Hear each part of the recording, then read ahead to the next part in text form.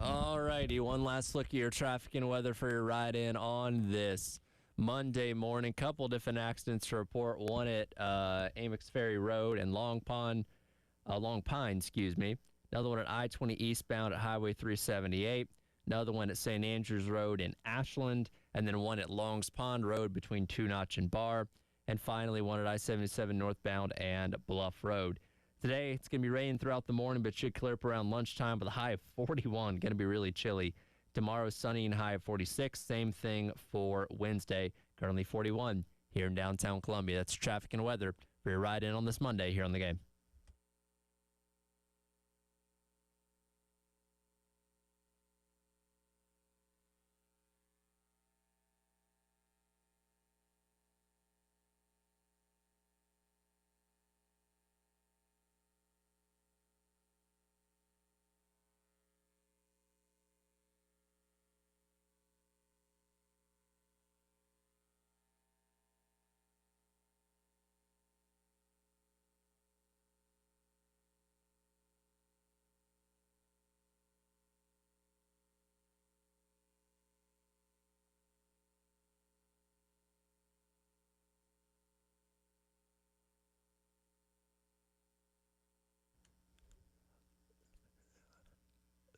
All righty, 9 o'clock on your Monday morning. Welcome in. It is The Extra Point. It's our head and Jack Belcher along with you here as we got a lot to react to today. No Carolina football, of course, because their season has come to an end, but we had conference championships. We had the college football playoff final rankings reveal. A lot of controversy with that. We might have an offensive coordinator to be hired here very, very soon. And, of course, we have a Bills victory for Jack to celebrate today. Yeah. He's got his Dawson Knox jersey on. I thought it was fitting to rep Knox. I haven't done so this year because he really hasn't made much of an impact, but he really had 100 yards yesterday. And, man, what a crazy game. I was ready to be checked out. It was 28-18. I'm like, all right, I'm going to go do other things now, just get on with my day. And then Josh Allen scores that touchdown. And they pull me back in a minute later, and I watched the rest of that game, and I'm glad I did. It was absolutely nuts seeing them beat the Bengals. Just when I'm out, you pull me right back in. Yeah, exactly. I can't say the same for the Falcons, unfortunately. That was, what the heck, man? So I'm at the point now with my team where I'm wanting them to lose because changes need to be made. Like Raheem Morris needs to be fired today. Yeah, well, honestly, that hire really should have never been made. It was a retread hire. He'd never done a whole lot when he was in Tampa Bay. It wasn't a good decision to begin with. And now I'm just like, all right, I need them to lose out or close to lose out so changes get made. Really, they need to clean house completely, but at least start with Raheem Morris. And by the way, shout out to Nicky Manori. Phenomenal game yesterday for the Seahawks as they teeth-kicked the Falcons and Mercedes-Benz. Yeah, that block kick he had was unbelievable. That Beamer ball translating over to the NFL is cool to see. Even Keyshawn Nixon had the big pick yesterday against the Bears. I don't know what Caleb Williams was doing on that throw. I don't know at all. To Cole Kmet was definitely underthrown, but hey, Keyshawn Nixon, that made up for. How about that other play to the pass to the corner of the end zone? Did you see that barely went through Nixon's hands? Yes. So. Yep. Yeah. So, good day for Gamecocks in the NFL. I would say so, yeah. Oh, man, a lot of things to get to. As always, though, we got to kick things off with our Sandstorm Pick-Me-Up.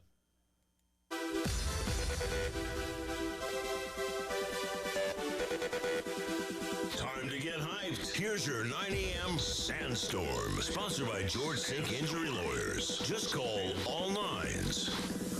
Oh, it is time for your 9 a.m. Sandstorm Pick-Me-Up, brought to you by South Carolina's largest injury law firm, George Sink Injury Lawyers. If you've been hurt in the car or at work, call George Sink now at 803 all nines. The flight tracking was aplenty over the weekend. Yeah, it was. We'll get specifically into Kendall Briles coming up here in the next segment, but it does seem like we are on the cusp of finally getting an offensive coordinator hired. I will say, I thought maybe we'd know by today, or at least we would be able to report. The day just started. Well, like by the time we came in here today, like I hear this morning. And look, you guys reported on it. A lot of outlets have been reporting on where things are at. But I was hoping we'd be able to walk in here where it's like reports Gamecocks are hiring Kendall Briles announcement set for whatever time or a press conference set for whenever. We're not quite there yet, but we're pretty darn close, it seems like. Yeah, it's definitely getting close. I mean, you had a lot of flight tracking going on yesterday. Heck, I was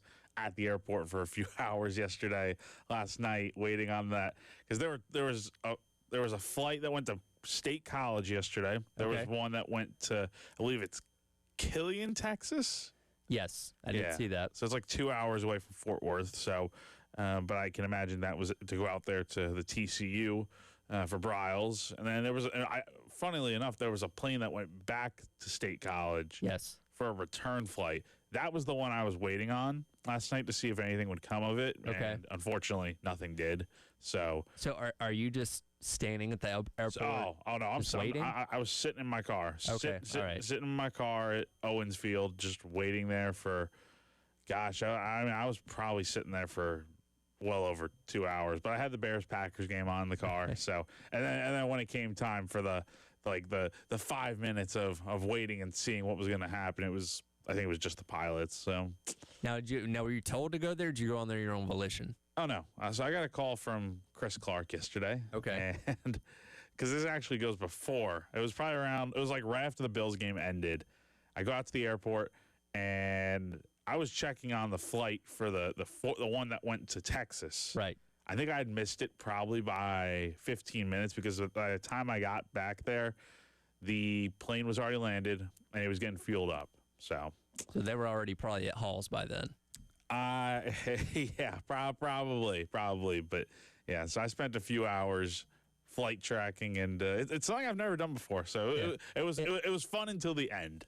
That's one of the things that I love so much about college football. It's the most insane sport in the world for a number of reasons. We talked about it last week. I mean, BYU retained their head coach because the Crumble Cookie CEO basically outbid Penn State for it. You know what I mean? Like, those kind of things are just normal proceedings in college football. And I don't think this really happens we can expand this out to college sports in general, because you can look at baseball and basketball and all that kind of stuff too. But like, when coaching searches are going on, people are tracking flights, man. I don't think that happens in the NFL. I don't think that happens in the NBA or MLB or whatever it may be. But like, you know that, all right, plane took off from Columbia, South Carolina to, Texas.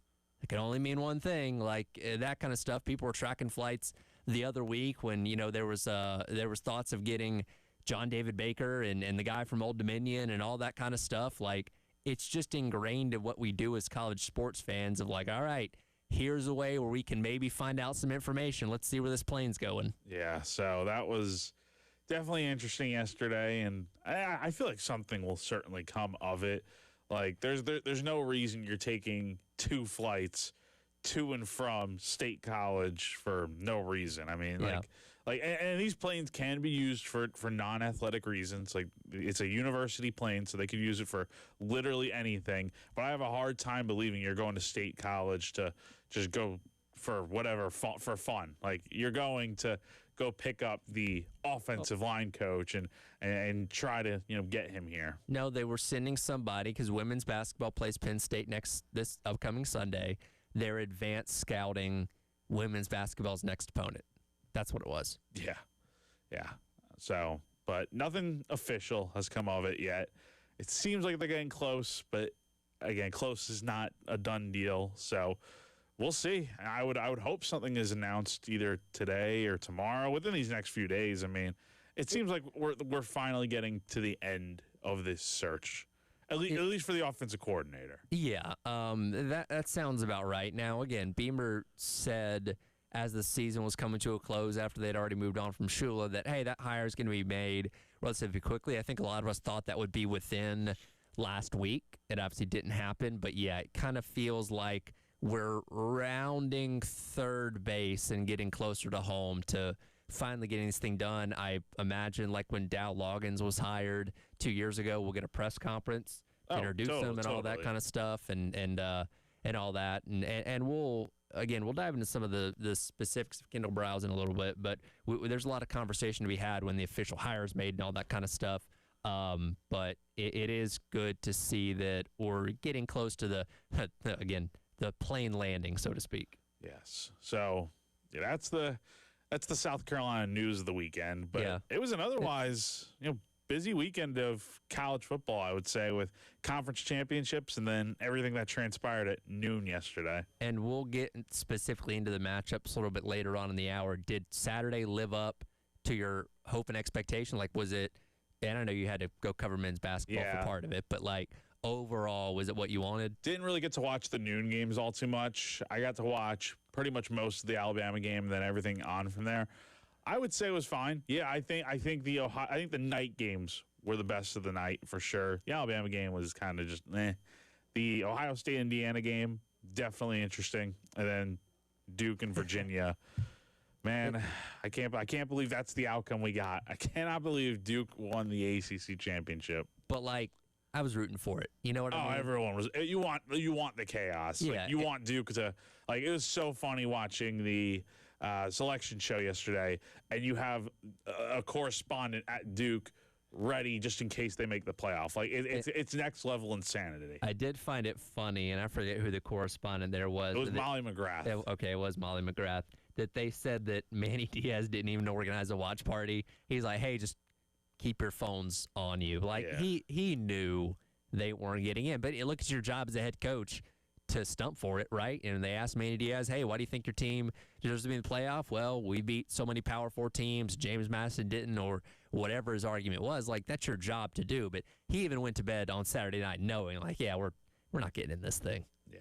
I mean, makes sense. 8-5.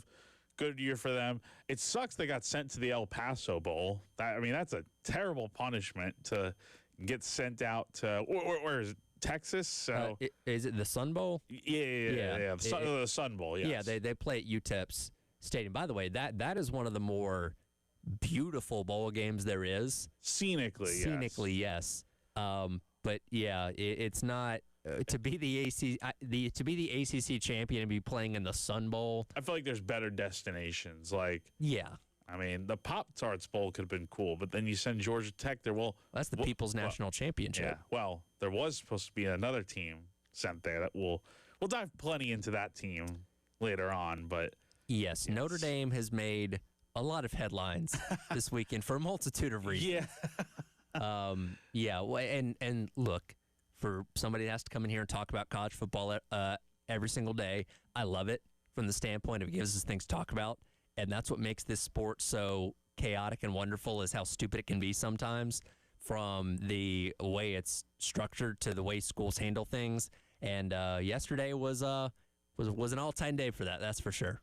It was. We'll get into more thoughts on them later on. But I'll say this.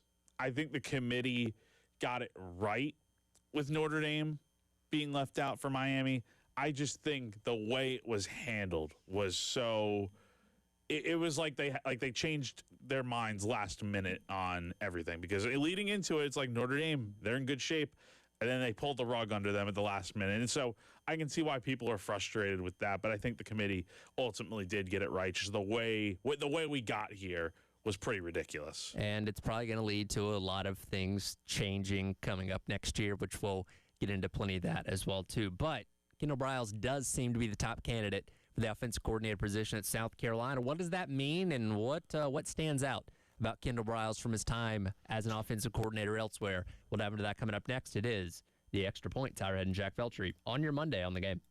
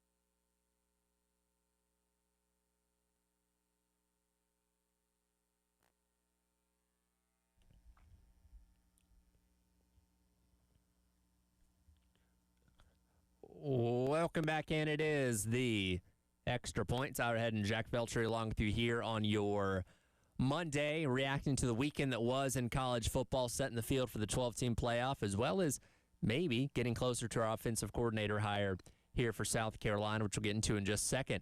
I want to let you know, though, tomorrow from 4 until 6 p.m., Elijah and Preston will be on location at the new Guthrie's, which is on Sunset Boulevard in Lexington. It's at 339 Generations Way. It's right across the street from the Valvoline Oil Change, right over there by the 7-Eleven as well. They'll be participating in a chicken finger eating contest. Who do you think's going to win that, Preston or Elijah? I don't know. I mean, I feel like Elijah's got some speed to him, but I think Preston could probably win this thing, I would say. Well, my years of watching competitive eating, and I love the Nathan's hot dog contest every 4th of July, the biggest guys don't always win. That's true. Don't just falsely think, okay, Preston's bigger, he's going to win. Sometimes smaller guys that, not that Elijah's small, but sometimes the smaller of the guys can be the one that wins. That's true. So that's tomorrow.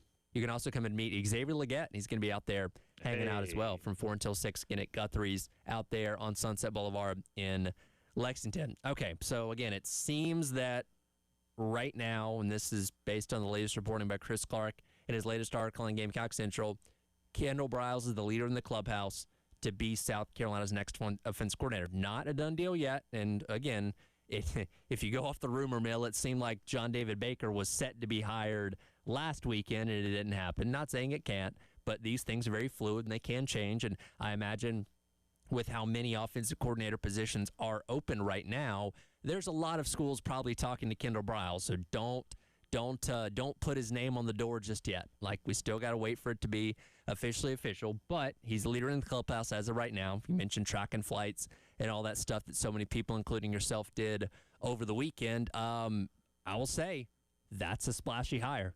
That is a hire that can get people excited if it happens. I think so. I agree. I think he's got a good track record coming from TCU, coached KJ Jefferson at Arkansas. I can't help but feel there's more similarities there, like how we compared what Mike Shula did with Cam Newton kind of to Lenore Sellers. I think we could kind of apply the same here with Kendall and KJ from their time at Arkansas. But, yeah, I think this would be a really good hire if it ends up coming to fruition. And that's what you needed, right? We looked at the history of Beamer offense coordinator hires.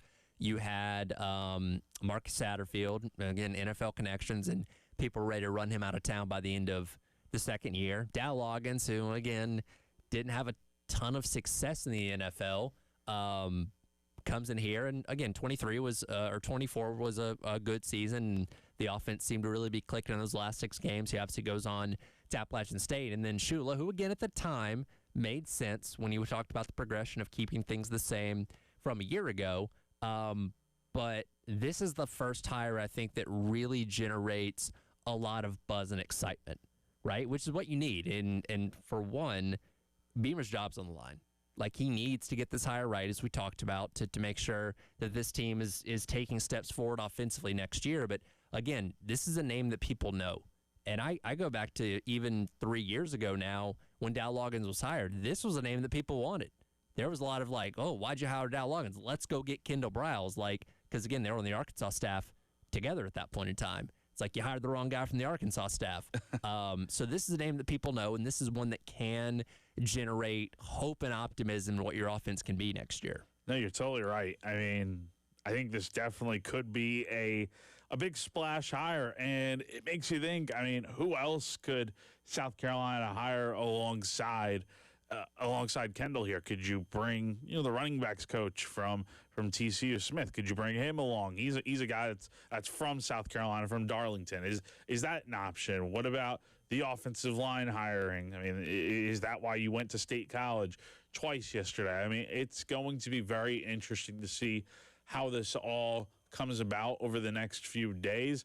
But I think first and foremost, this offensive coordinator hire will be the one made first, and then everything will kind of fall into place afterwards.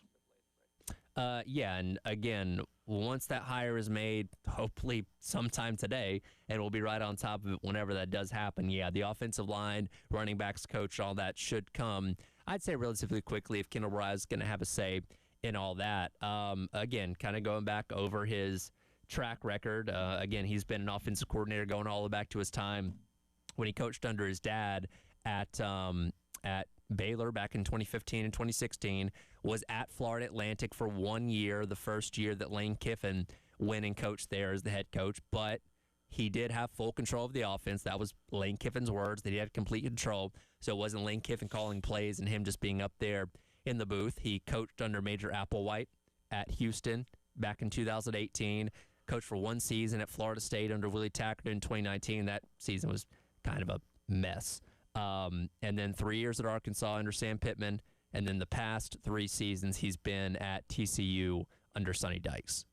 Yeah, and he replaced Garrett Riley, who's now at Clemson. So there you go with the in-state connection here. But, yeah, I mean, look, a good track record, I would say. Has done a good job with TCU, I think. There's also the connection of Jeremiah Donati. Yes, which would make a lot of sense. Who was at TCU. So it would make a lot of sense to go out here and get this. And, look, I think everyone knows, like, this hire's make or break for Shane Beamer. I mean, this one has to be right. And I think we're seeing him really do his due diligence to make sure he gets this right. Because, everyone's going to give him criticism for taking a bit too long. Like, I think, like you said, Tyler, I think we did expect this hire to be made pretty soon after the Clemson game. It's been over a week and some days since then. But you got to give him, the time he needs to get this thing right. And if he gets it right with bringing a guy like Kendall Briles, so be it. That's a very good hire, I think, in my opinion, on paper. Yeah, if you waited essentially a week and a half after the season ended and just stuck with Mike Furrey, that's something that would upset a lot of people because it would say you're settling because you couldn't go out there and get somebody else. Because, again, we didn't see enough from Mike Furrey in 3 games to quantify him being a full-time OC. But if you wait that long and you hire somebody like Kendall Briles, that's something where people say, okay, you waited because you wanted to make sure you got a really good hire, and on paper, it would be a really good hire. Now, again, it's still got to go out there and do it. No guarantees, but it is the splashiest of offensive coordinator hires he would have made up to this point if the deal does get done. Yeah, and I think it ultimately just comes down to letting him run his offense if he's here as the offensive coordinator. Like, little to no interference. Just let him go out there and do his thing, right? I mean, let Kendall coach and Shane do the same. And if there needs to be adjustments made, that could be something they figure out. But I think you got to let him cook, I would say. Yeah, and he runs an air raid offense. Again, that's what he learned under his dad. And, he's worked under guys like Sonny Dykes that are some of the masterminds of the air raid system, which would be a complete shift from the more pro-style-ish. And pro-style means something different now than what it once did, but more of the conservative, safe type of offense that you've been running these past couple of years. It would be a radical shift, but it would be a college-specific offense, which is what we've been clamoring for when it comes to this new OC hire. I think a total shift is great. I think it is. Like, you're better off trying something completely different than just sticking with the same thing that you've done for a few years now. Because obviously the pro style has not worked here at South Carolina. And who knows if an air raid will work. But I think it's better to try something else than continuously stick with the same thing that just for a few years now has not worked. I went through the numbers last night of all of the Kendall Briles offenses over the years at Baylor, at FAU, Houston, Florida State, Arkansas, TCU. From a national standpoint, he's routinely, it's not every single category, but he's routinely finishing in the top 30 in a lot of the major categories: pass yards, rush yards, total yards, points per game, doing that at a pretty high clip over the years in a lot of these major offensive categories, which, again, that's what you need. You've had an offense that this year was in the 100 pluses in just about every category. If you can tell me this offense can be top 30 or even top 50 in most things next year, we should be in good shape. I would say so. I agree, for sure. So it'll be interesting to see when this is made. Hopefully it's made today, hopefully very soon here. But it feels like this is finally starting to come to the finish line here. It's just a matter of getting that pen to paper. We'll see when that happens. Again, if you followed enough coaching searches over the years, where we're at this point does seem like, okay, you're waiting for the signing on the dotted line, so to speak, the announcement to be made, and then we're cooking. Again, things can happen and this can change, but this definitely seems the furthest along of any of the candidates we've been talking about up to this point. And again, when you look at the reporting that you guys have had on Gamecock Central, seems like we're on the doorstep. And again, we'll keep our phones handy throughout the day and try and get you the news as soon as it does happen, if it does end up breaking at some point today. Yep. All right. We'll see if it happens. So, yeah, we'll stay on top of that. But, yeah, it does seem like Kendall Browse the leader in the clubhouse right now when it comes to being South Carolina's next offensive coordinator. We'll get back into what happened over the weekend. Conference championship games, some surprising results for a multitude of reasons, which we'll talk about coming up next. It is the Extra Point, Tyler Head and Jack Feltry on Your Reaction Monday here on The Game.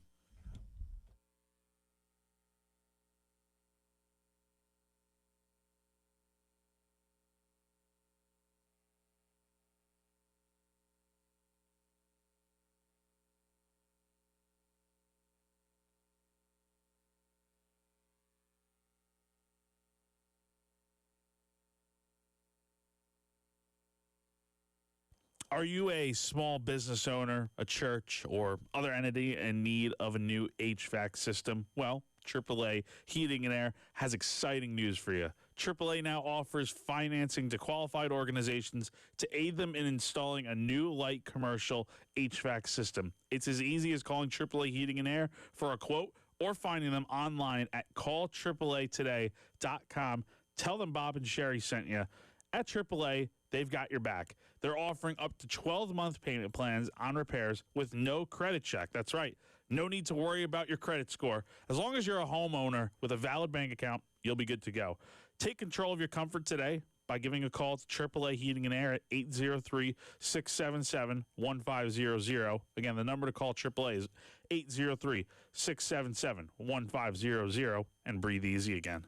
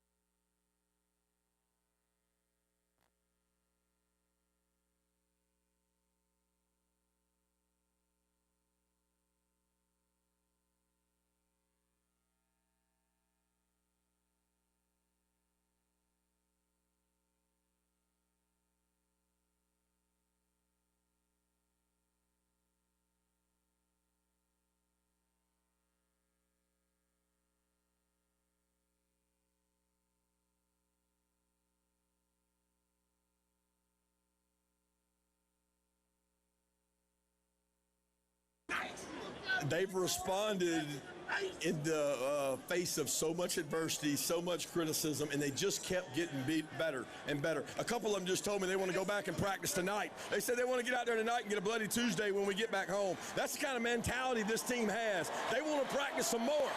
They want to practice some more. They love contact, and we love them. Welcome back in. It is the Extra Points. Howard and Jack Beltry along with you here on your Monday, reacting to the weekend that was in college football, starting, of course, with the conference championship games that happened on Saturday. That is the voice of Georgia Bulldogs head coach Kirby Smart reacting to his team's 28-7 victory over Alabama to claim his fourth SEC championship as a head coach, back-to-back, and obviously solidifying their spot in the college football playoff. And, he's there talking about how much better this team got. When you look at the Georgia team that played against Alabama early in the season, that got down early, had to claw their way back into that game, failed going forward on fourth down in the red zone, end up losing by 3. Night and day difference because they beat Alabama mostly from pillar to post on Saturday in Atlanta. Really good game for Georgia. Like, totally different from the one that we saw back in September when Alabama went into Athens and won, which is, I would say, the best win of the year, and ultimately I think what kept Bama in the playoffs at the end of the day. But, yeah, I mean, Georgia played really well. Jumped out to that early lead, 21-0 before Alabama eventually got on the board there. But, yeah, just really good game. Gunnar Stockton was great, 20 of 26, 3 touchdown passes. I mean, just very solid game for Georgia and that defense. I mean, watching that game in the second half, Alabama just could not do anything offensively. Ty Simpson looked terrible in this game, did not play particularly well.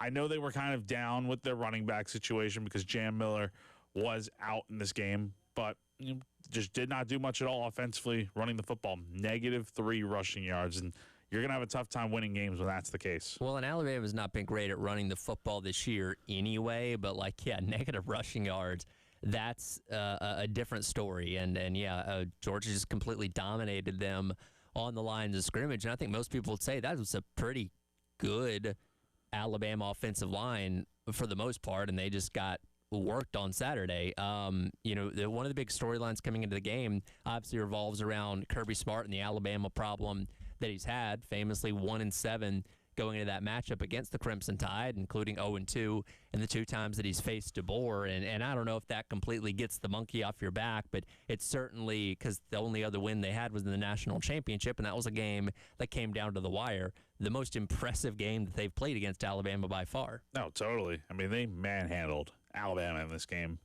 Certainly is better than, the national championship. I would say in terms of performance, because that was a closer game until kind of the end right there. But with this game here, just from start to finish, Georgia just dominated Bama. And I thought Bama was going to get back in this game. I truly thought they would, getting the ball back to start the second half. But they botched a few big situations in this game and just really could not find any consistency with that offense moving up and down the field. Yeah, their one scoring drive, DeMelo Jones, the Georgia defensive back, had 2 15-yard penalties, 1 a personal foul, and then 1 a pass interference that really helped him down the field, and obviously scored the touchdown there. But after that, or really before and after that, nothing of note offensively. I mean, they ran, I think, 3 plays in Georgia territory in the first half of that game.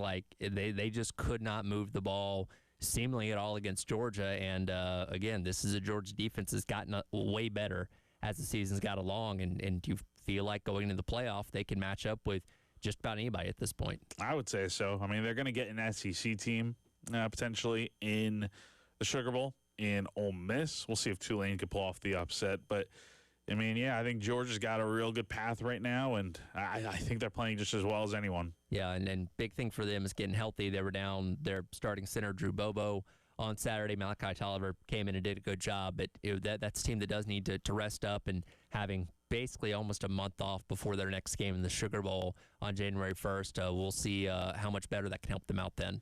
Now, another team that dominated, well, not dominated, but played pretty well, I would say, at least defensively. Indiana. I mean, who did you have winning this game? I had Indiana. Okay, you same and here. I think you, me, and Kendall. Kendall. Because yeah. again, I think Wes did too. So I gotta give Wes credit. So. Okay, so Wes did pick. By the way, as soon as the game ended, I did text Kendall on Saturday because she, for the life of me, is the only Indiana fan that I actually know. And I said, did you ever in your life think you'd see an IU football championship? In all caps, she said, no, but I'm so happy. So she was having a good time on Saturday. No, she was stoked on Saturday. But yeah, Indiana winning 13-10 against Ohio State. Here's the real question, though. Yep. Did Indiana win this game, or did Ohio State lose this game? I think Indiana won. I mean, at the end of the day, Ohio State didn't make plays, which is true. But, I mean, Indiana made plays when they needed to, and the team that makes the most plays usually wins the game. And that's what happened. They got the touchdown to put them ahead. Yes, Ohio State missed on 2 opportunities in the red zone. They had the 4th down that got overturned when they went back and looked, and Julian Sands' knee was down. And, yeah, they did miss a chip shot field goal. But even if that field goal would have tied the game at 13, I still had belief that Indiana could have won this game in overtime. I don't think this was a case of, Ohio State just handed the game to Indiana. No, I think Indiana, with the way they played defense specifically, went out there and took it. Yeah, the defense was absolutely money in this game for Indiana. I mean, no doubt about it. Like, Ohio State definitely helped out a little bit with some of the mistakes that they made down in the red zone with like you said, the knee being down on Sane, and then the chip shot field goal, which seems to be a trend for Ohio State at this point, of missing field goals in big moments. But I think Indiana did enough, to win this game for sure. Made enough plays. I think Fernando Mendoza played all right. Didn't play too bad. I think he's definitely skyrocketed in the Heisman race, I would say, though my money would still be on Diego Pavia to win it. But, yeah, I mean, who would have thought in year 2 of the Kurt Cignetti era that Indiana would not only win the Big Ten Conference Championship outright for the first time since, like, the 1940s, but also be the number 1 overall seed in the college football playoff. I mean, that's insanity to think about. Prior to last year, when was the last time you actually paid attention to anything that Indiana football did? Like, legitimately. Like, the 2020 season was good, right? Yeah, when they had Penix, they beat Penn State on that really cool play that Penix had running to the pylon. That was a cool play. Like, that season was good for Indiana. But besides that, not really ever, honestly. I mean, before these past 2 years, you think of Indiana as the basketball school. Yeah. And maybe some people still view them as the basketball school. But let's be honest, Indiana basketball hasn't been amazing the last handful of years here. And football is kind of running that university right now, I would say. Yeah, it is hilarious. In fact, their basketball team lost to Louisville on Saturday. Yeah, and I don't know hours if before. Now, I don't think.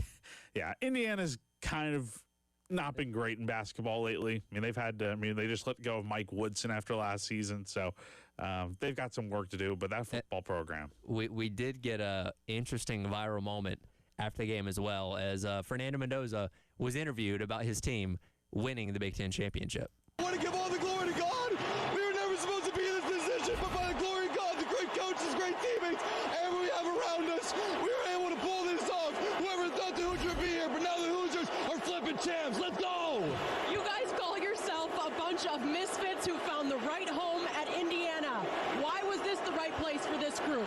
It's the right place for process-oriented. We're going day by day, whether it's the offensive line, the defense, the coaches, special teams. We're all process-oriented to one goal. That's our thing, is we're brothers. We can drag teams into the deep end because we know that we're going to stick together, and we're the strongest glue ever. The Hoosiers are flipping champions. This went viral on Saturday. It's like he went to the Kirk Cousins School of Inspirational Speeches. I would say so. I think him and when the Heisman finalists are announced tonight, I believe it is. Yep. I think him and Diego Pavia are going to have a great flipping time together in New York City. But like those guys could not be more different. But I think opposites kind of attract in the situation because Diego's so cocky. Sure. But I think Fernando brings that energy that I think rubs off really well on a guy like Diego. Yeah, it'll be interesting seeing those guys walk around New York, which, by the way, just think about that for a second. We're talking about the quarterbacks of Indiana and Vanderbilt being the 2 favorites for the Heisman Trophy the week the the trophies being given out. Nobody would have believed that sentence 3 years ago. No, like those are probably your 1 and 2 in the Heisman voting. You could probably pick either one to win.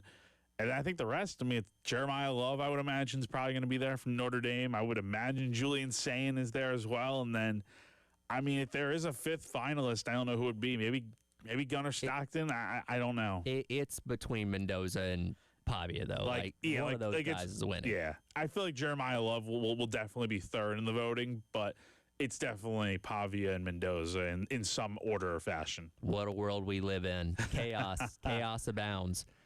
Speaking of chaos, we'll get into what happened in the ACC Championship coming up next as we continue to wrap up the hour. It is the Extra Point, Tyler Head and Jack Beltry on your Monday on the Game.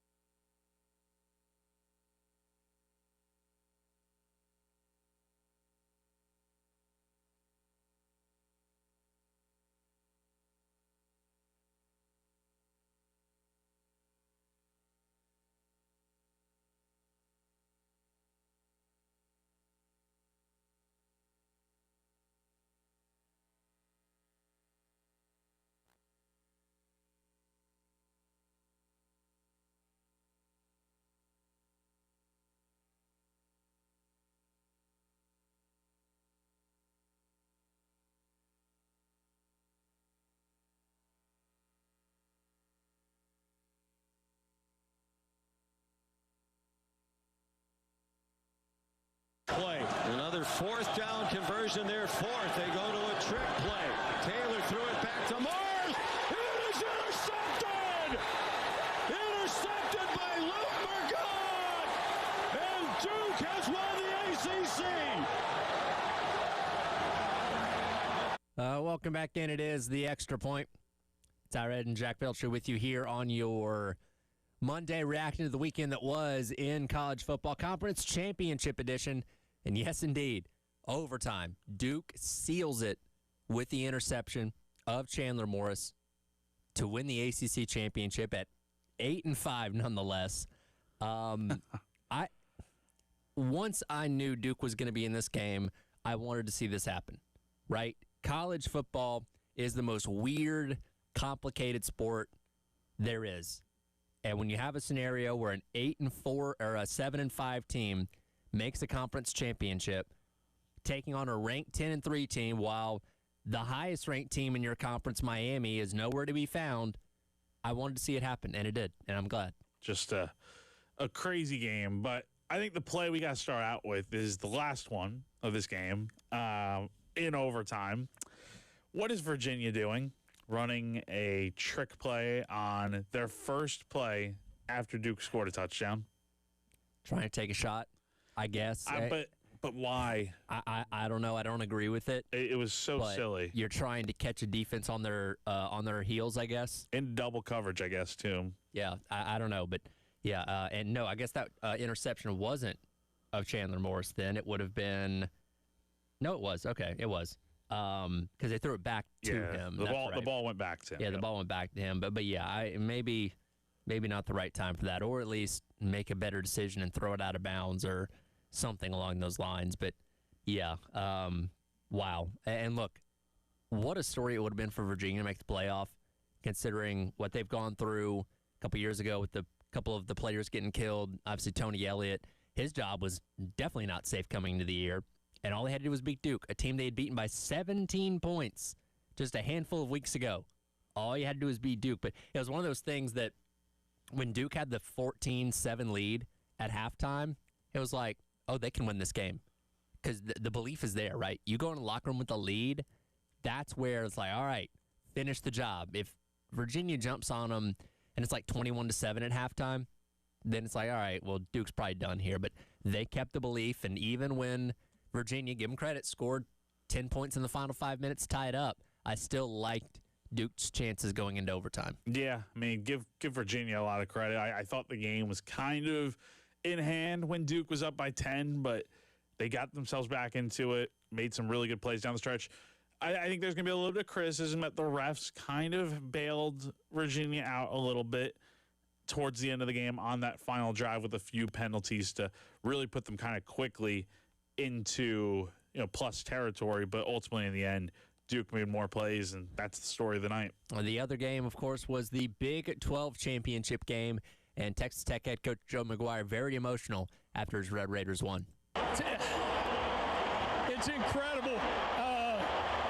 Man, I've said it all year long. Our superpower on this team is that how much we love each other. And then you look around and all this red. I'm so proud for us. I'm so proud for Red Raider Nation.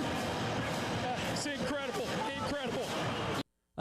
Anytime you turn the ball over 4 times and you have a fake field goal or a fake punt in your own territory that you missed on, and then you turned it over on downs again in your own territory. So effectively 6 turnovers in this game for BYU. You ain't winning that. No, you're definitely not. And, I guess ball don't lie, because this is the second time now that BYU's gotten killed by Texas Tech. And it was no fluke the first time and happened again the second time. And I know there's a lot of controversy out there with Bama being left in the playoff and BYU not being in because of, there's this whole thing out there that, conference championships should not go against you, which I can understand to some degree. And you can make the argument, though, Bama got blown out, so why aren't they out of the picture? I think it's a little different because Bama was in the playoff picture coming into the week. BYU was already on the outside looking in. And, you're not moving BYU up after another blowout loss to the same team they already lost to twice, right? Well, and Alabama did beat Georgia in the regular season. Again, that was a while back, but they still have that win. So it's an even split in the series. Texas Tech handled BYU twice. Like, there's no, well, BYU won one game. Like, no, they didn't come close either time. And again, they had to win to get in. It's not like they were already on the inside and got bumped out. Like, there was no argument for BYU going into Sunday. No, none at all. I mean, there was no one on the scene at, in Provo, right? Because they had ESPN had all the reporters everywhere, but noticeably nobody in Provo. They had somebody at Duke, so that should tell you all you need to know. I did see after the game, Kalani Sitake was like, "Well, it'd be nice if we at least got a graphic." So you were the second team out. So if that makes you feel any better, sure. But he even knew that, by losing the game, you're not going to suddenly vault your way in, especially by losing by 4 touchdowns again. No, but you know what? They're going to the People's National Championship That's right. instead. So The Pop-Tarts Bowl. yes, And I can't wait. We'll get into the controversy of the college football playoff final rankings coming up next as we get into hour number 2. It is the Extra Point. Tyler Head and Jack Beltry on your Monday on the Game.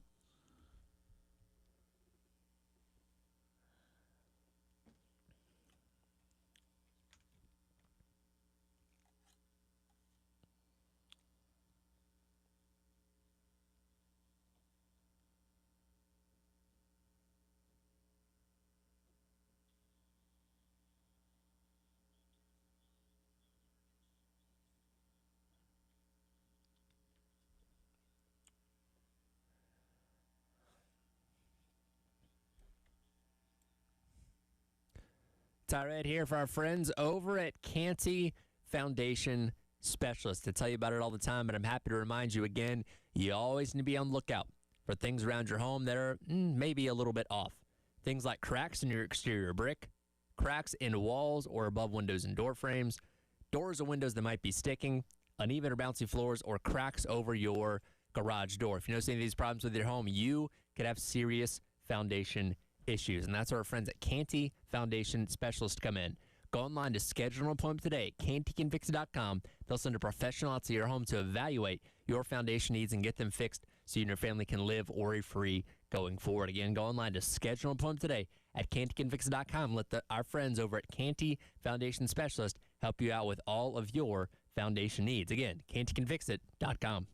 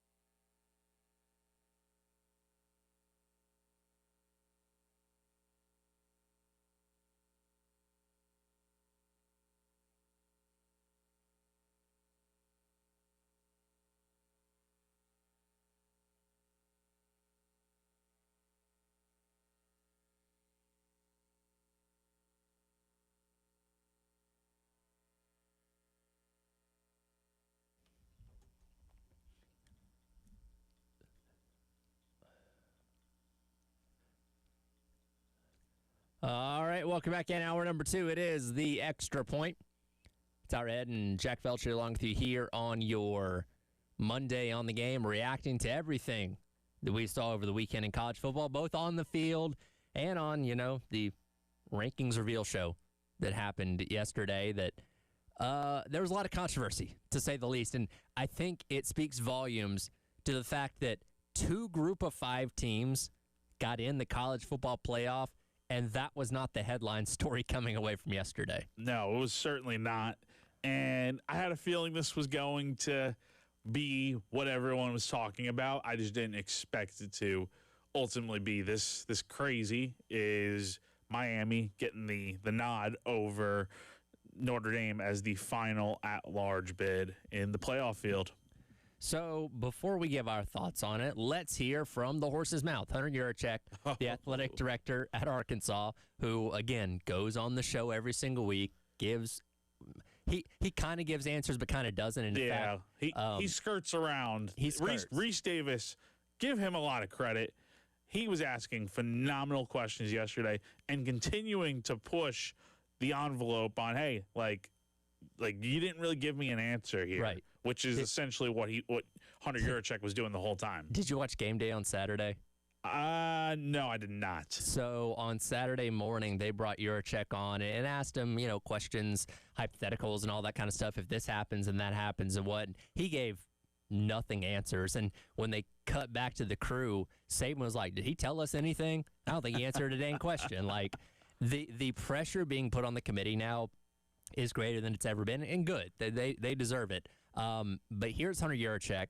When the controversy happened of Miami jumping over Notre Dame, despite neither team playing a game this past weekend, here is why Hunter Yurachek said Miami finally jumped Notre Dame.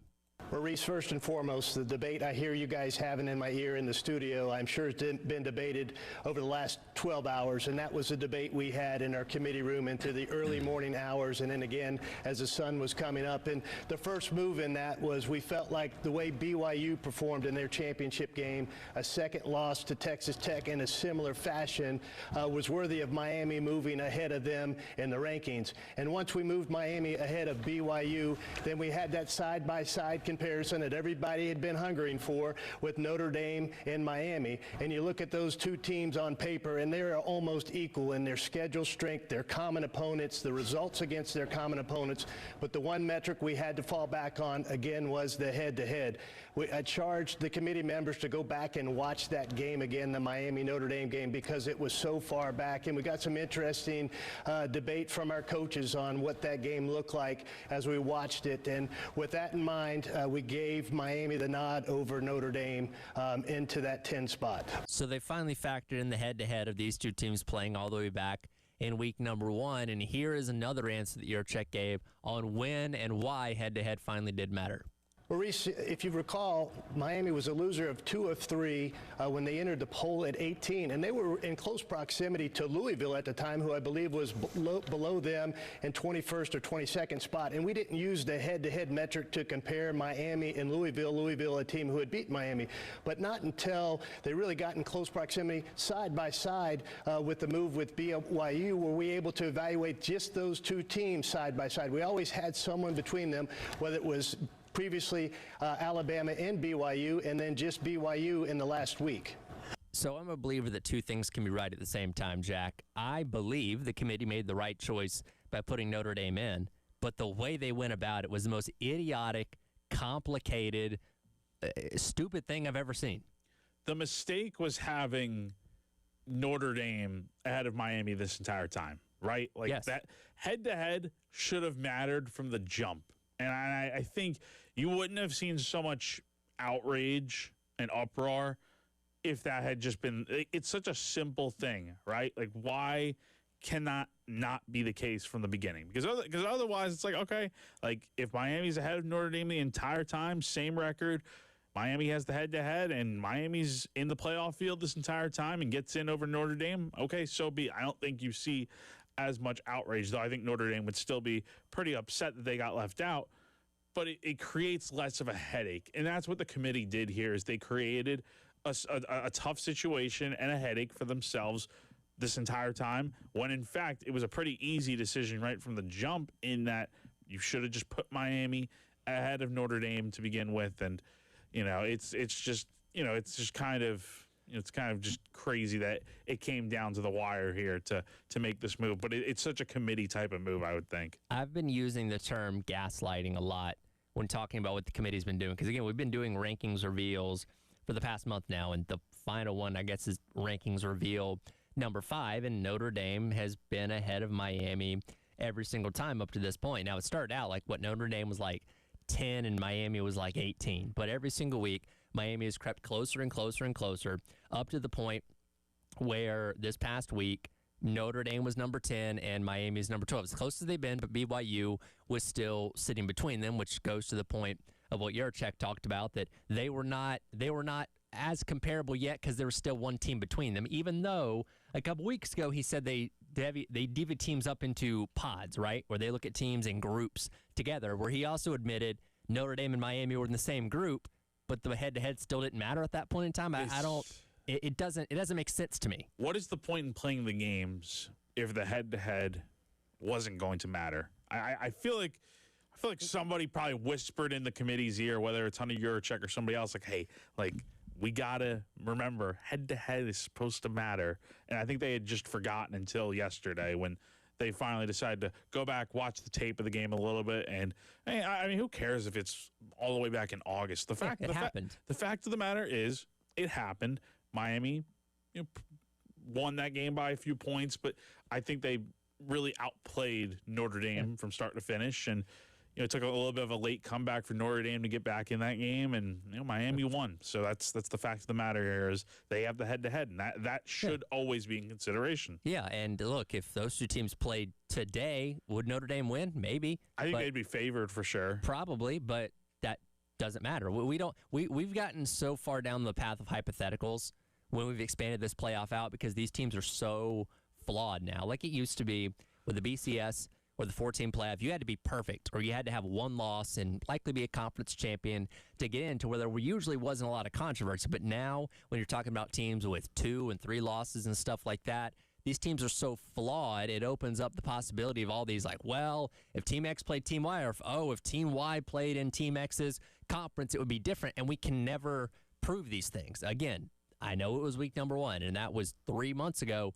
but it still happened, and Miami won the game, and that should matter. And again, it should have mattered this entire time. I understand the Miami fan base's frustration for the past month, why every single week in the ratings they had to look up and see we're behind the team that we beat despite having the exact same record. And it's not like Miami's losses were egregious. They lost to Louisville and SMU, 2 teams that were in the running for the ACC until the very end of the regular season. It wasn't like they lost to teams that were like under 500. You know what I mean? And yeah, Miami's losses were better, but still, wins should matter more than losses at the end of the day. And I also can understand Notre Dame's frustration with saying, hey, you ranked us ahead of them for a solid month, and then without a single game being played by either team this past weekend, they magically jump us. Like, both sides have arguments on why they should be frustrated. Like, Miami should have been ahead of Notre Dame this entire time, I feel like. But, again, it's the committee's I don't know how to describe it, but it's just the silliness of this. I would be really annoyed if I were a Notre Dame fan as well. Like, I understand their frustration in that, yeah, like Notre Dame was in the playoff field, both teams didn't play this weekend, and then magically Miami jumps them. That's the problem here, is that it took all the way up until now for this to happen when neither of these teams were playing. Now, let's look at the schedule. Miami lost the 2 games, like you said, to Louisville and SMU. Right. Not good losses. Notre Dame's got the better losses for sure. Sure. Losing by a combined 4 points. The problem with Notre Dame is that, look at their schedule. They lost the 2 biggest games on their schedule at Miami and at Texas A&M, both teams of which are in the playoff. Notre Dame's best win after that is against Southern Cal at home, which... is anyone really freaking out over that win, saying it's amazing?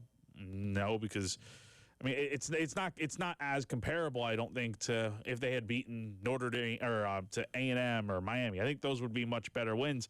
And you look at the rest of the schedule, like they beat Syracuse, they beat Stanford, Navy, BC, NC State, Arkansas, Boise, Purdue. Like, that's a pretty tame schedule. So I think everyone kind of expected Notre Dame to go out here and win the final 10 games. It was just those first two kind of put them in a little bit of a hole to start out at 0-2. Yeah, I think one thing that was revealed yesterday, and when you listen to Hunter Yurchek's answer, and the crew on ESPN, all the ones in the Rankings Reveal show echoed this sentiment as well.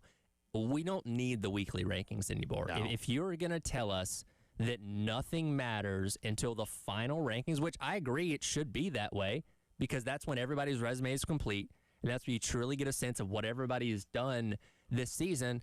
We don't need the Tuesday night show. We don't need you stringing us along, basically lying to us for 4 weeks, saying, well, right now this team's better than that team, but in a couple weeks when the season's finally done, then that team will jump the other team despite nothing really changing. Like, we don't need you to release rankings and come on TV and tell us this, or really not tell us anything, quite frankly, because the chair never tells us anything on Tuesday nights. Do one rankings reveal. Like the NCAA tournament, right? We have Selection Sunday. Now there's bracketology. But that's not broadcasted to millions of people. And look, the thing is, it's about money. It is. At the end of the day. And that's why we get the ranking show every week. But people still tune in. That's the other thing. But I think even if on Tuesday nights, instead of like, all right, here's the committee's rankings, you could do a bracketology show. And people are like, all right, based on how we feel, based on these metrics, here's what we think the playoff is shaping up to look like. I guarantee people would still watch that thing. But the committee, the College Football Playoff Committee rankings are so dishonest. And I think this year proved that better than any other year, especially now that we have an expanded playoff field. They're pointless to do until the absolute end of all the games we played, until every resume is complete. You can't sit there and have rankings week to week, in my opinion. We have all this technology. We have AI. It's going to change the world. We have all these different avenues of technology. When does the day come when we move on from a human element of this? Well, we had moved on. We had computers. We had a BCS formula. I know, but we have gone spit out champions. We have gone backwards. And, I mean, look, you have say what you want. I don't care who's on this committee. There is always going to be bias. Everyone has bias. You don't think Hunter Yurchek, the Arkansas AD, still has a little bit of a grudge over Notre Dame coming into Fayetteville all the way back earlier in the season, blowing out Arkansas, and then the next day Sam Pittman gets fired? I mean, like, there's bias, and people are not going to be objective. That is just the fact of the matter here. And I don't think AD should be on it anyway. No. Like, okay, you want to give me a collection of former players and coaches? Sure. But what does that do? Because, I mean, it's the same thing as having an AD on, because you think, let's say they have, I don't know, let's say they had, Notre Dame's biggest rival, one of the players is on the committee. Like, you think they're going to pick Notre Dame over, yeah. I will say this. I think a collection of players and coaches would look at it more from a football standpoint than a business standpoint, because I think business gets involved in this too much. It does. And that's the worst possible thing for this. I don't think any athletic director, by the way, whoever the committee chair is every single year, comes off just like a bumbling idiot every single week with their non-answers to these questions. And Hunter Yurchek is the latest example of that. Like, I know he's a smart guy, but every time I see him on TV, he looks stupid to me. He just sounds so dumb. Hearing him yesterday answer those, it was not even answers. It was just finding ways to not give it. It was word salad at its finest. So there's the controversy of the playoff reveal yesterday. What else happened when it came to the playoff rankings? We'll discuss that coming up next, as well as look at the bracket ahead of the first round starting not this weekend, but next weekend. It is the Extra Point. Tyler Head and Jack Beltry on your Monday on the Game.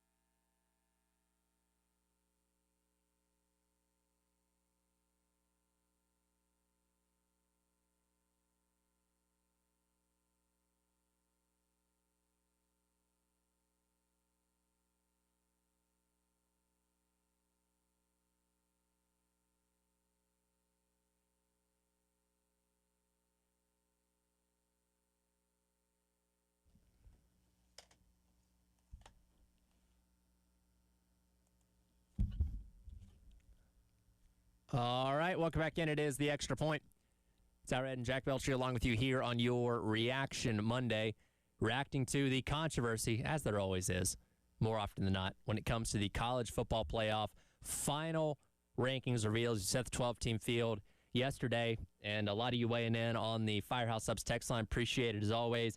David weighs in and says, Miami and Notre Dame both deserve to be in the playoffs. Alabama does not by any shot deserve to be in the playoffs. This is the kind of, I guess, the second headline of this, because going into Sunday, the debate was Notre Dame, Miami, and Alabama, all right there in that mix of who would get in and who would get out. Now, I said on Friday that I thought when the committee moved Alabama to number 9 ahead of Notre Dame, despite the fact that the win over Auburn really didn't warrant that happening, but whatever, that was their fail-safe, right? And again, the committee they move chess pieces. That's why I say put chess pieces in place for things to happen where they can make moves according to that.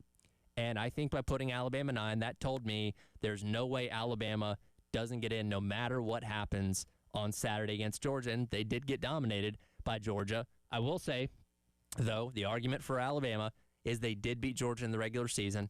That is the best win that, outside of Indiana beating Ohio State yesterday, the best win anybody had in the regular season, that is. So that does carry some weight. Now, yeah, they lost to a, not good Florida State team, but they did beat Georgia, and that is something that's carrying a lot of weight for them. And again, they were in position where I figured going into the weekend they weren't going to fall out regardless. Yeah, if they were at 10 in the last rankings before conference championship weekend, then maybe it's a different story. But the fact that they were at 9, I think you're right. It was a fail-safe of, okay, even if Alabama loses, because there is that theory out there of, hey, like if you make it to your conference championship game, that should not knock you. Now, that rule applies for Alabama, but for BYU, I know some people are arguing it doesn't apply for BYU, or it did apply for BYU that that they lost in the conference championship game, and thus they got knocked back a bit and were out of the playoff. But to be fair, BYU was not in the playoff picture in the last playoff bracket before conference championship weekend. Alabama was already in, BYU was not. So I think it's a little bit different from that standpoint. I think you can make the argument that Miami and Notre Dame should have just both been in over Bama. I honestly thought coming into the day that might be how it goes, considering that Bama just got absolutely smoked. They had not been playing great over the last month. Lost that game to Oklahoma, went to Auburn, won pretty close over just a bad Auburn team this year. I think we'll see what it looks like when it comes to playing these games when Alabama does have to get the rematch against Oklahoma. We'll see if the committee was proven right for leaving Alabama in. But I can imagine if Oklahoma wins that game in strong fashion, you're going to have a lot of people from Notre Dame who are already upset going to just be even more upset after that game. GC weighs in on the Firehouse Subs text line, says the reality is they couldn't leave out the ACC and couldn't put a 5-loss Duke team in. So I think we still would have gotten to this even if Virginia wins, because if Virginia wins, they get in automatically. They would have basically taken the spot that James Madison has taken at this point in time. I still think we would have gotten to the Miami-Notre Dame debate, and I don't think it's a case of leaving the ACC out. And I do want to give the committee some credit real quick for as many things as they screw up. One thing, and I've done this too, I've always accused them of factoring in brands more than anything else. There is no denying Notre Dame is one of the biggest brands in all of college football, in all of sports, quite frankly, in America at least. And by them leaving Notre Dame out and putting Miami in, Miami itself is a big brand, but not as big as Notre Dame. I will say that they at least beat the accusations of it only matter, or the brand of a team carries a lot of weight. Because if that would have been the case, then Notre Dame would have gotten in over Miami. So they at least didn't do that. Yes, that is true. They still have to deal with the fact that there is SEC bias and there's Bama bias. We've seen this tale many times before where Bama, in some years, maybe should not have made the college football playoff, but they squeak in, they make it, and they go on to usually most of the time they prove the committee right and go on a deep run, even winning the national championship. So again, this controversy really kind of dominated the headlines, but give some props to James Madison, man. They win the Sun Belt on Friday night, and the Dukes needed Duke to win, and that happened. James Madison, who's only been in FBS for a couple of seasons, is in the 12-team college football playoff. Yeah. I mean, look, I think they deserve it. I think they deserve a chance to be in for sure. I eventually do want to see us get to a point where we are not handing. I think it's, I don't know. I mean, the group of five is never going to win anything in the CFP. This is not like college basketball where there are always going to be upsets. I mean, look, this is only the second year of the 12 team. And, you know, we've even seen a group of five get in back in the 14 playoff when Cincinnati got in and got handled by Alabama in the Cotton Bowl many years ago. I think we're going to see a similar situation here in 2 weeks when JMU goes to Oregon, and they'll probably end up losing by a lot. Same thing with Tulane, because Tulane already played Ole Miss this year and lost 45-10. I mean, I hope it's close games so that way it makes sense for the G5 to be in moving forward. But if we're continuing to go down this path, the G5 being in and then getting routed, I mean, it's going to – I think it's as we continue to evolve with this CFP, I think we get to a point where it's like, all right, do we just put the best teams in regardless if they're G5 or P4 or not? Because I think right now we could say the best teams are in, but that's not really true because you're still having the auto bid for the conference champions with the G5. Yes, yeah, I've never been on the auto bid thing myself. I've always thought, especially as we expanded this out, like if you're good enough as a conference champion to be in a playoff, you'll be in that top 12. You'll be in that top 16. And I believe that because we've seen, I mean, heck, Cincinnati made the playoff as a top 4 team a couple years ago. Like that legitimately happened. They were seen as a good enough team and made the playoff just on pure rankings alone. And I feel like if you want to be a G5 team that makes it in, that should probably be the criteria. Now, I don't think that's going to happen because I do think auto bids are always going to exist. And again, it was only intended to be one. It was only supposed to throw the bone to one G5 team, but by virtue of Duke winning the ACC, there was no way they were going to get in, so James Madison benefited. And not that this format's going to stay, but I think we could go through another 30 seasons and may never see that scenario play out again, honestly. Yeah, no, I mean, you're right. I mean, it's just, I don't know. I think eventually, as we do get to 16, which I would imagine probably happens here relatively soon, when that decision's made.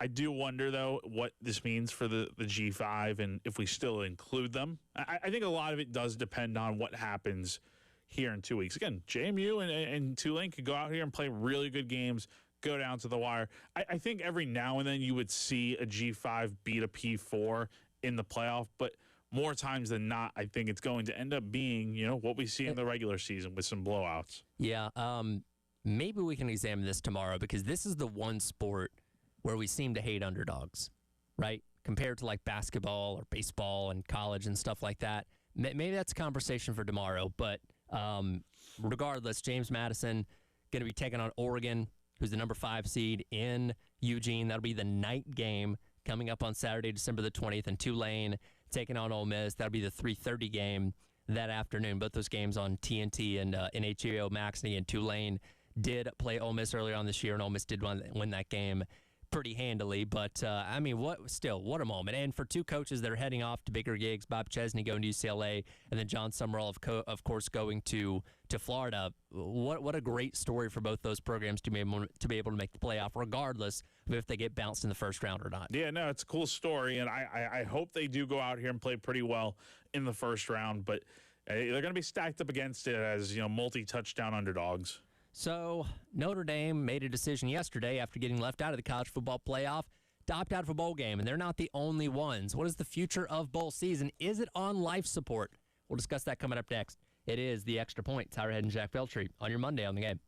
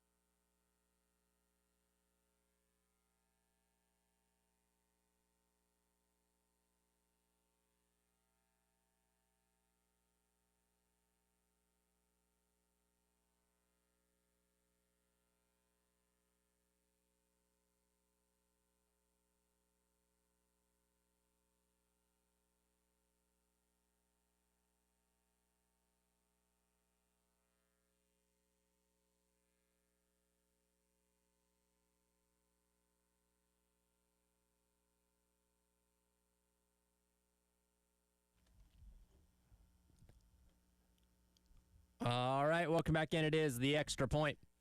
It's our Ed and Jack Belcher along with you here on your Monday, reacting to the controversy of the college football playoff rankings, which I think segues us perfectly into Who Sprung a Leak, brought to you by our friends over at American Leak Detection, because Notre Dame sprung a leak, maybe even blew a gasket is the right way to describe what happened yesterday, because after being left out of the 12-team college football playoff, not only did they express their frustration with being left out, they also said, by the way, our season's over. We're not playing in a bowl game. I don't care if we're 10-2 and headed for the People's National Championship that is the Pop-Tarts Bowl. We're not doing that. We're not going to give ESPN the satisfaction of allowing them to use our brand one more time after leaving us out of their invitational tournament. We're just going to sit at home instead.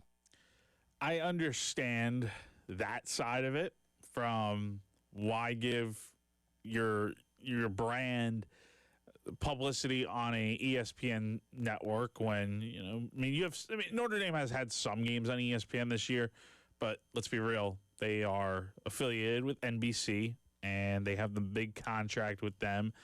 And, I think there's a possibility. We'll see what happens with their deal with the ACC. But, look, I think it makes sense from that standpoint. However, I don't like it. I don't like the idea of opting out from a bowl game after you didn't get your way to make the college football playoff. To me, it just screams, what's the saying Notre Dame has? Play like a champion. Yeah, play like a champion today. Yeah, well, today they're pouting like a champion. So it's so, bowl games don't mean much, but I think it takes away an opportunity for seniors to play their last ever game potentially. You miss out on 15 extra practices, a lot of reps that could be useful for a guy like CJ Carr, who is a freshman quarterback right now. A lot of younger guys that you're going to be having coming back next year. But, I get both sides of it. I get Notre Dame's frustrated, but this is not a good look in my opinion. Yeah, it's kind of like a knee-jerk reaction thing, right? Where it's like, well, they're not going to let us in the playoffs. We're not going to go to a bowl game. But I think if you really kind of sit down and think about it in the long term a little bit, then you're saying, maybe that's not the right decision. Like you said, we kind of view bowl games now as the start of the next year anyway. 15 practices, a game where redshirt eligibility rules don't count against you, so you can play younger guys. Of course, every team's going to have guys that have already gone to the portal or decided to sit out or whatever it may be, so it gives you a good look at what your future is going to be going into the next year, which is always going to be beneficial. But you're also right. If I'm a senior on that team where, hey, I played my last game, they blew out Stanford, regardless, you got at least one more game left, and then just kind of have the rug pulled out from under you, like, okay, your career's over, and you didn't get a chance to resonate on that being your last game, that sucks. And I don't know if that's going to be spoken about publicly, if the players are going to talk about that or whatever it may be. But if I thought at the very least I had one more game to play in my college football, maybe my entire football career, and then the school decides, yeah, we're not going to do that, I'd feel some type of way about it.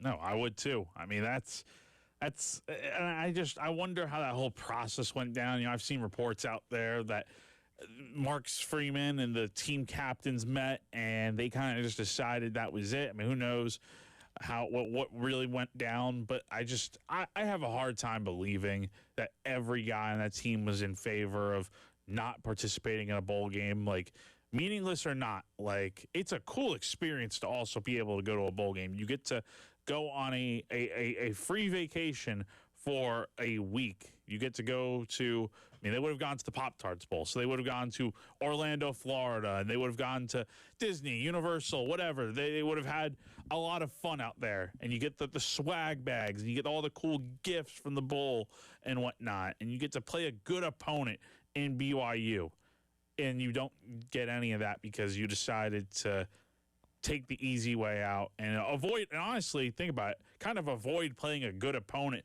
to kind of prove to the committee that, hey, like, we beat BYU in this game in the Pop-Tarts Bowl, beat them pretty handily, and sure, and have a chance, but none of that's going to happen now. Yeah, so we'll see what the long-term effect of this is. I do think it's interesting as well.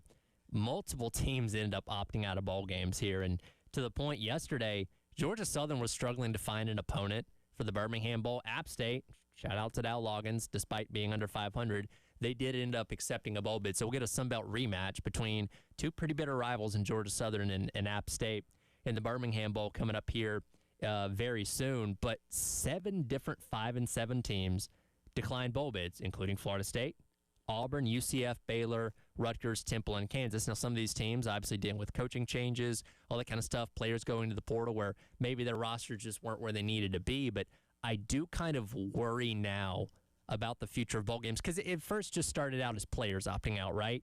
And that really came about with the advent of the college football playoff, the 4-team in 2014, where we were basically told, all right, well, in non-playoff years, even these really big bowl games like the Sugar, Rose, Fiesta, Orange, Peach, and Cotton don't matter as much because they're not an elite playoff bowl game this year, to where players started opting out. And that kind of trickled down to other smaller bowl games where if I think I'm going to be drafted or I'm going to transfer anyway, I'm just going to opt out of this game. And now we're getting teams opting out, which that's also a dangerous precedent to where I love bowl season. I love getting to sit there in the middle of the afternoon on a random December Tuesday and watch two teams that I probably didn't get to watch a whole lot that maybe are combined or are both 6-6 play each other in a bowl game for a trophy in some obscure place around America. And I do wonder about the future of that, or just having to lower that standard so much. We're going to start seeing 4-8 teams in a bowl. Heck, there was a part of me yesterday that thought, hey, now, if more teams keep denying bowl bids, Carolina might actually find their way into one if this keeps going that way. Obviously, didn't end up happening, and they would have had to go way down the list to find Carolina. But I'm worried about the future of bowl season if this is becoming such an easy thing to say, nah, we're good. We're already making a coaching change. We got players transferring. We'll sit this one out. Look, I understand 5-7 teams opting out because a lot of the reason you see is that it's been already a few weeks since their season ended in the regular season. They thought that was it. 5-7, they're done. Like that, the season's over, right? Like kids have finals, they're getting their holiday plans put together, and the coaching staffs are already on to 2026. So I understand it from that standpoint because you're already well deep into the offseason. And it's like, well, why would you backtrack to go, refocus on the 2025 season and bring everybody back to campus? Like, who knows? I think most situations are different. So I understand it from that standpoint of a 5-7 team. I don't understand it from a Notre Dame standpoint of you won 10 games, take the bowl bid. It's a good opportunity to go out here, let out some frustration, and play a really good team, have a good time out in Orlando around the holidays, New Year's Eve. Mm-hmm. And, do you think South Carolina would have declined a bowl bid if they were in this spot? No. Do you think most teams in America would decline a bowl bid if they were in Notre Dame's shoes? No. They would go out there and do exactly what you would hope they would do, is go out there, take out their frustrations, win a good game, and have a good time out there enjoying the end of the football season. But that's not what we're going to see here because Notre Dame has just reached next level pettiness. And, I have that feeling that they just think they are above everyone else because they are Notre Dame. They are the most widely recognized brand in all of college football. I just wonder again, because it started out a decade ago with a couple players opting out, and then it just became this widespread thing where anytime you watch a bowl game, you have to check and there's an entire website dedicated to player opt-outs now in bowl season, where it's like, all right, I'm going to watch the Myrtle Beach Bowl. Let me see which players opted out from both teams, and it's usually going to be a long list no matter what bowl game you look at. I do wonder if other teams, especially teams that feel like they got snubbed from the playoff going forward, go the same route. Like next year, if we expand to 16 or teams 17 through 20, you can say, we should have been in. We're not going to go play our bowl game now. Like, you're just opening yourself up to more chaos and more controversy in college football that's ruining what used to be really fun in bowl season. Yeah, college football is ever changing, but yeah, I don't like this trend of, because bowls, I know they don't mean much, but they do. They're still fun. I think everyone enjoys watching them. It's just, I don't like seeing this trend of teams opting out. And I don't think Notre Dame will be the first or last to get left out of the playoff and to go on and do this. But I hope this is not the trend moving forward. We'll see. Only time will tell. We'll come back, wrap up the hour. Men's and women's basketball in action over the weekend. How'd they do? Talk about it coming up next. It is the Extra Point. It's our Ed and Jack Veltri on your Monday on the game.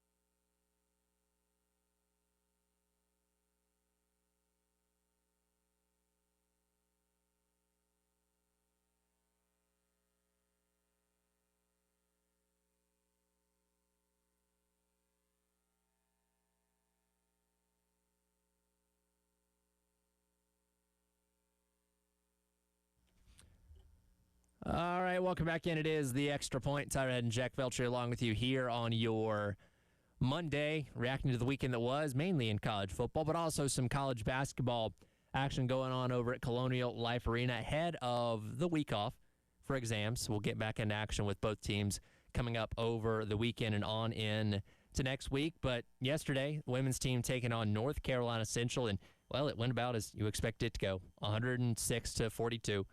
North Carolina Central held to just 2 points in the third quarter. Only 8 women played for South Carolina yesterday. Tani Latson led the way with 32 points in this game. Quite literally a third of the scoring almost done by Tani Latson. Joyce Edwards with 25. Ocote with 10 of herself. And then McDowell also with 16. So half of the girls that got on the court yesterday scoring in the double figures as, again, Carolina just handling these kind of teams the way you expect them to. And we look ahead to some big matchups they have, like with Penn State coming up next as kind of that next litmus test for them. Yeah, I mean, really good win for them. I mean, it's basically what you come to expect. And look, it could have been a little bit of a trap game, if you will, because it's a lesser opponent, lower mid-major coming off of the really, gutsy win out at Louisville. So would have been easy to expect a little bit of, a drop-off. But overall, South Carolina doing a good job handling business so far this season. On the men's side of things, they took on Stetson on Saturday over at Colonial Life Arena, handled their business 82-51. We got to see the return of Miles Studi looking like Phantom of the Opera with his apparently 3D printed mask. That's pretty neat. Protect the nose and all that kind of stuff. I don't know, that adds like cool points to you when you're a player with a mask on, obviously for injury purposes, but I don't know. I feel like that's gotta intimidate opponents a little bit when you see the guy out there with a mask on that you have to go up against. Yeah, it didn't really change his performance all too much. 2 points, 1 of 3 shooting, 0 of 2 from 3, 5 rebounds, 2 assists in 17 minutes on the floor. He's still kind of been up and down this year. Hasn't really gotten going offensively at all from a scoring standpoint. Still missing shots, but definitely good to get him back out there on the floor because we all know South Carolina's going to need him at one point or another this season. Something they did yesterday a little bit differently. They started a little bit of a bigger lineup with Christ Isandanko and Jordan Butler in the starting lineups. Again, the physicality of this team is something that's been lacking, particularly in the games they've lost against the better competition. Seemed kind of like an experiment yesterday to see if that's something they want to continue to do going forward or not. Yeah, I think I like that because we heard Lamont talk after the game. Like, the best version of South Carolina comes with Christ Isandanko being that really big presence in the paint that teams are going to have a tough time guarding. And hasn't really worked out that way so far this year. I think he's been all right. He had 5 points on Saturday, had some really nice shots against Virginia Tech the other day. So he's taking steps in the right direction, but still not that player that I think Lamont is hoping he can eventually become. But I like the bigger lineup. It's just Jordan Butler, Crease. I don't think they really give you a ton right now. Elsewhere in the lineup yesterday, obviously you had Elijah Strong, who had maybe his best performance so far for South Carolina, going out there with 12 points, going 2 of 4 from 3, and seemed to kind of continue to provide a little bit of the spark on the offense for them. He's continued to be very solid. I think he's been the best portal addition so far, I would say. I'm not really counting Michi because he's been at South Carolina. Like, new guys for sure.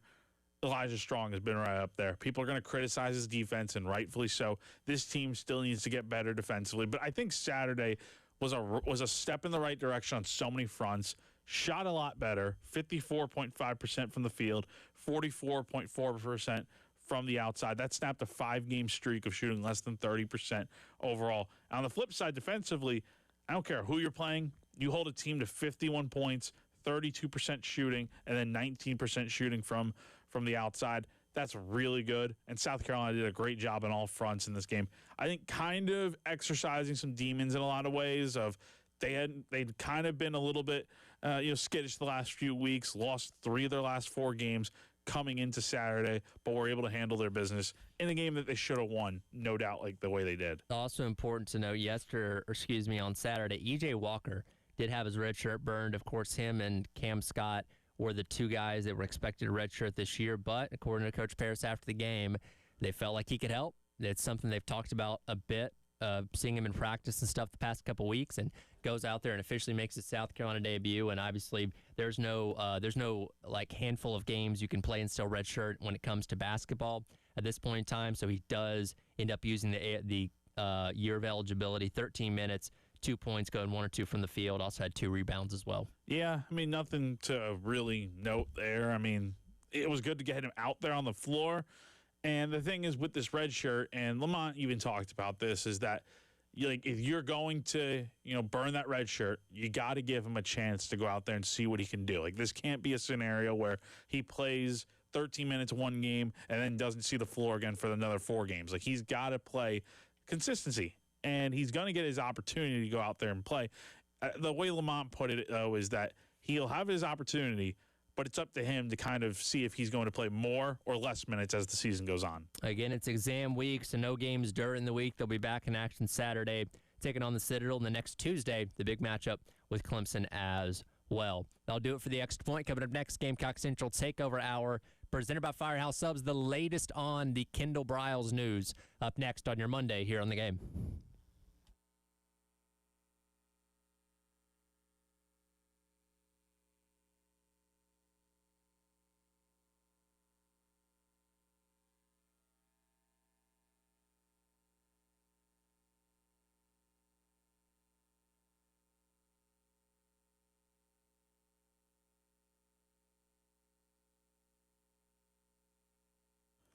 Are you a small business owner, a church, or other entity in need of a new HVAC system? AAA Heating and Air has exciting news for you then. AAA now offers financing to qualified organizations to aid them in installing a new light commercial HVAC system. It's as easy as calling AAA Heating and Air for a quote or finding them online at callAAAtoday.com.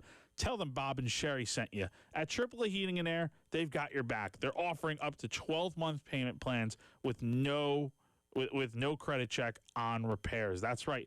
No need to worry about your credit score. As long as you're a homeowner with a valid bank account, you'll be good to go. So take control of your comfort today by giving a call to AAA Heating and Air at 803-677-1500. Again, the number to call is 803-677-1500. Give them a call today and breathe easy again.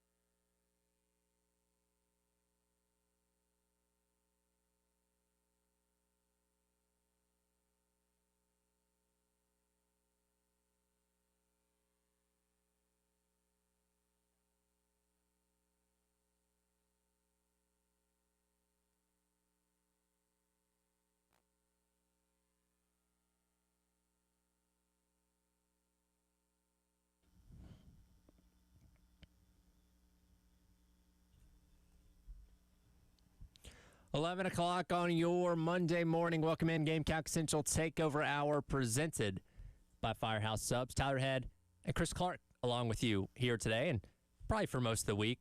Wes Mitchell does deserve some time off at some point and, having a new kid and all that kind of stuff. We'll give him a few days. He's still working, Still working. We got a not a coaching search, but search is going on right now. Which we'll get the latest on that coming up in a moment. But Wes going to pop in at some point this week. We just don't know when. We'll get his thoughts on everything that he's missed, whenever that is. How about that? That's right. I will say, and we're, of course, presented by Firehouse Subs. I did have to get my Firehouse Subs fix on Saturday because you guys were out there on Wednesday for signing day, and I was not because I was out that day. And I was like, you know what? In the gap between the Big 12 championship and the SEC championship, I live right down the street from Lexington location. Going to go get me a Firehouse Subs. Got the French dip, the large, with some fries. Phenomenal. The large. Nice. Phenomenal. You polish it all off? All, no problem at all. The au jus. You use the whole au jus? I use the whole au jus. That's impressive. The captain, I got the large fries too. Wow. So you were hungry. Yeah, I was hungry. Well, it's one of those things like, and my wife was at her parents' house this weekend, so I was by myself. And I was like, I can do whatever I want here meal-wise. So I ate like some toast for breakfast, not really a whole lot. And I'm like, you know what? Today, I'm eating that, so I'm going to make sure that I'm good and hungry when I get there. Good plan. That sounds delicious. And I feel like it's like a really good day for a Firehouse Sub. When it's like cold and rainy outside? Oh, yeah. You're like, I want something like hot. Yeah. And I did the rapid rescue to go, which they have on the little shelf there right when you walk in. When I got there, they were still working on it, so kind of sat there by the door waiting. And they put my bag down. It has a little ticket on it that has all of the stuff that you ordered. And the woman sitting there also waiting for her order is like, "Oh, I know they had French fries," and I'm like, "Oh yeah, they have French fries. I highly recommend getting them. Yes, they are phenomenal," and they were. The hero sauce, hero sauce, and I had a little bit of ketchup too.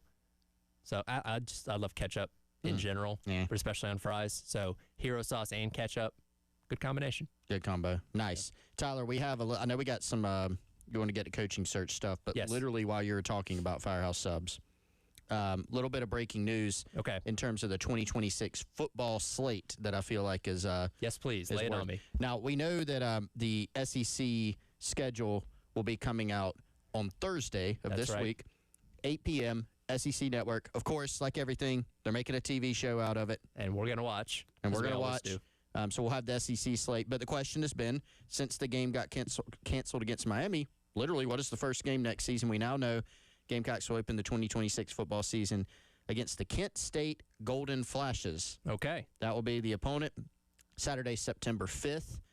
And South Carolina has also included an interesting note here. South Carolina and Kent State have only played once in history. Mm-hmm. That was during the 1995 season. Carolina won 77-14. That is the modern school record, actually, for South Carolina. Wow. That would be a good way to start next year. If you won 77-14. Now, beating Kent State probably not going to tell us a whole lot. By the way, Kent State 5-7 this year under first-year coach Mark Carney. But yeah, honestly, I thought it was going to be an FCS school. I really did. So they went G5, so that's something, I guess. But yeah, no Miami, but Kent State instead. It's not a playoff team. It's not a playoff team, which is nice. Yeah, because I mean the rest of your schedule is Georgia, Kentucky, Mississippi State, Tennessee. So Georgia and Tennessee are coming back on the schedule, which I think longtime fans actually are like, that's cool. Two traditional. Back when we had divisions. Yep. Got your Eastern Division teams. That's kind of cool, but then you look at it and you go, okay, those are going to be two very difficult games, presumably. You got Texas A&M at home. They'll probably be really good again. Then you travel to Alabama, Arkansas, Florida, and Oklahoma. So kind of cool to see Georgia, Tennessee, Florida coming back on the schedule. But at the same time, as usual, it's an absolute gauntlet of a schedule. So it's nice and no disrespect to the Golden Flashes. They will not be as big of a test as I think a Miami or another P4 team would be. So I give them credit for their scheduling this year. They did play 3 Power 4 opponents, 2 of which are in the playoff in Texas Tech and Oklahoma. They also played, at the time, number 7 Florida State. Boy, that aged really well. Do you want to know the combined score between those 3 teams in their games against Kent State? Probably like 147 to 14. 172 to 24. Texas Tech beat them 62 to 14. Florida State beat them 66 to 10, and Oklahoma beat them 44 to 0. Okay. So they're not afraid to schedule tough, though. I give them that.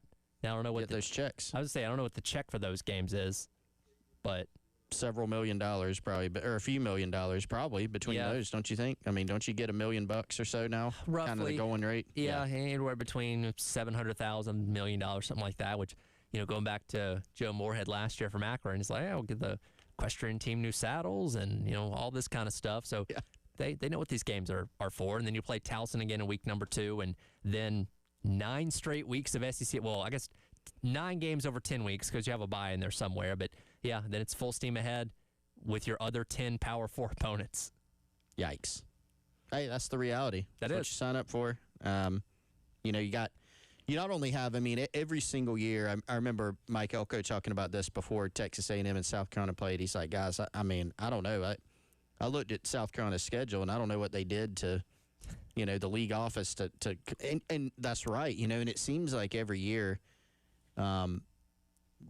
will South Carolina be able to draw a more quote-unquote favorable SEC schedule one year? What would that look like? But it's certainly not going to be next season based on what we have to go on. And then, Tyler, you're adding in, you're playing an extra conference game this year. And you get to play Clemson, your rivals. So it's very, very difficult once again. It is always funny because, we get into the metrics and stuff at some point over the summer, and, they put out the S&P Plus, and sometime in July it's like, oh, hey, look, South Carolina's got another top 5 toughest schedule in the country. Yeah, that sounds about right. Rinse and repeat. Especially now, considering that Georgia's one of your permanent rivals going forward.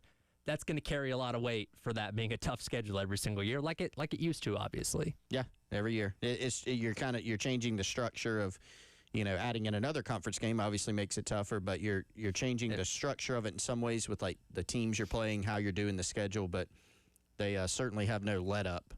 Next year it might be even more difficult. How does it make you feel now knowing that 4 of those teams you played consecutively, there was a bye week in the middle, all 4 of those teams made the playoff? Oklahoma, Alabama, Ole Miss, and A&M, and in 2 of those games you were in a great position to win them late in the second half, and obviously didn't get it done. Yeah, the Oklahoma game and Ole Miss game a little more one-sided. You were still close-ish to Ole Miss. Yeah. But it's like, man, of course they lost all 4 of those games. Those are playoff teams, but it's like, man, again, going back to Beamer's thing about being close, which I know we're sick of hearing of, it's like, well, yeah, if a couple things do go your way, then you maybe beat 2 of those playoff teams. Yeah, and I've talked to a lot of people about the whole close notion. I've got people that I know and trust and respect a lot that say, we weren't close, went 4-8, and we got these problems, and then you look at it and go, okay, well, if you actually dive into the games, like they legitimately were close. You're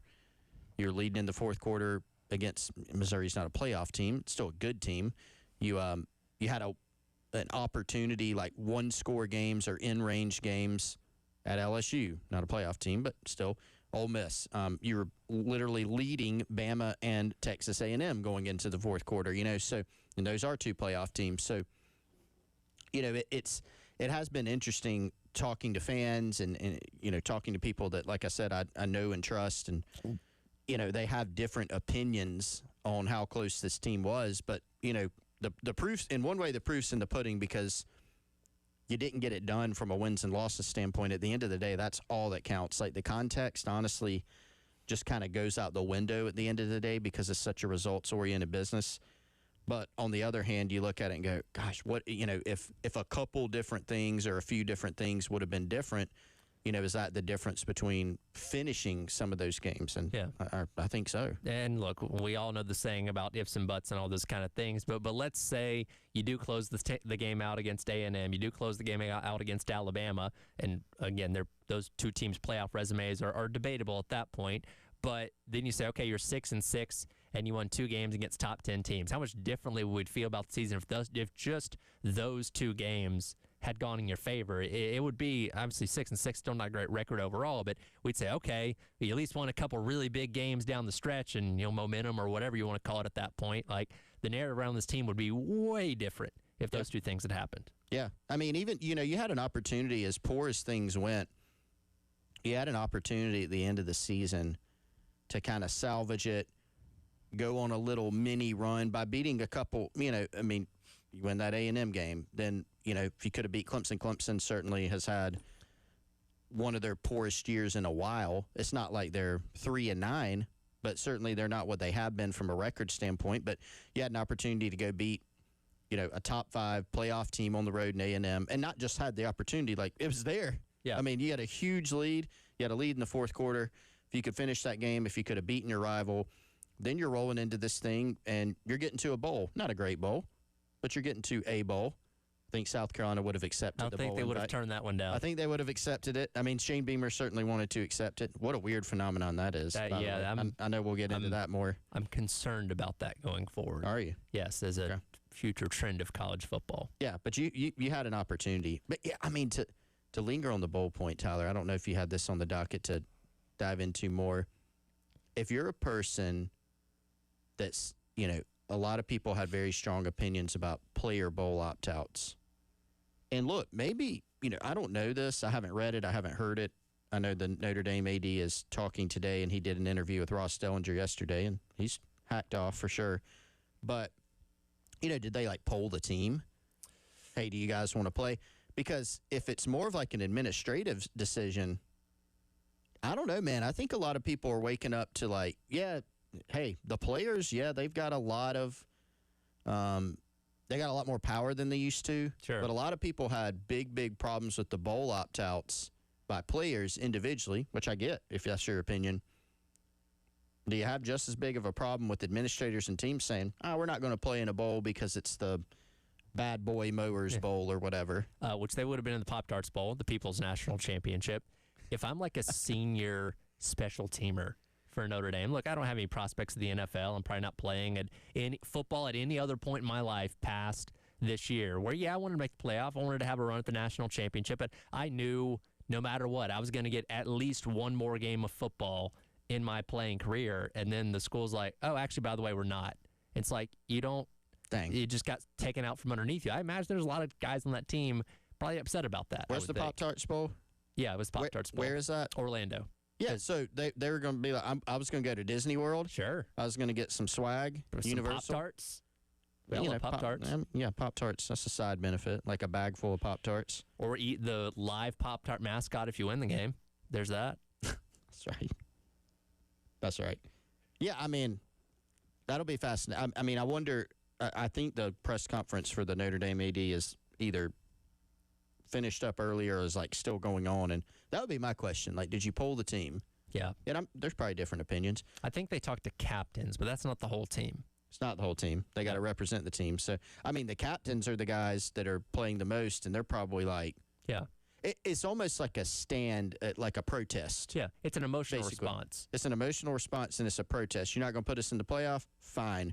We're not playing at all because we should be in this thing. But, what message does that send? Does this become a trend? It used to be we had, or we still do, I would say, there's too many bowl games, right? Okay, sure. But it's also, you've got this dynamic where a lot of teams are just happy to get in a bowl. App State they're 5-7. They accepted the last bowl bid. Because nobody else wanted it. Nobody else wanted it. But then on the other hand, you've got some teams who are like, that bowl's beneath us. We're not doing that. Not going to Birmingham. You kidding me? We're Kansas State or Kansas, whatever. Yeah. I don't know. It's a worrying trend for sure. We'll dive into all the other controversy of the weekend as the hour rolls along. But up next, the latest on the OC search and Kendall Briles as the leader in the clubhouse. That's coming up next. Gamecock Central Takeover Hour presented by Firehouse Subs here on the game.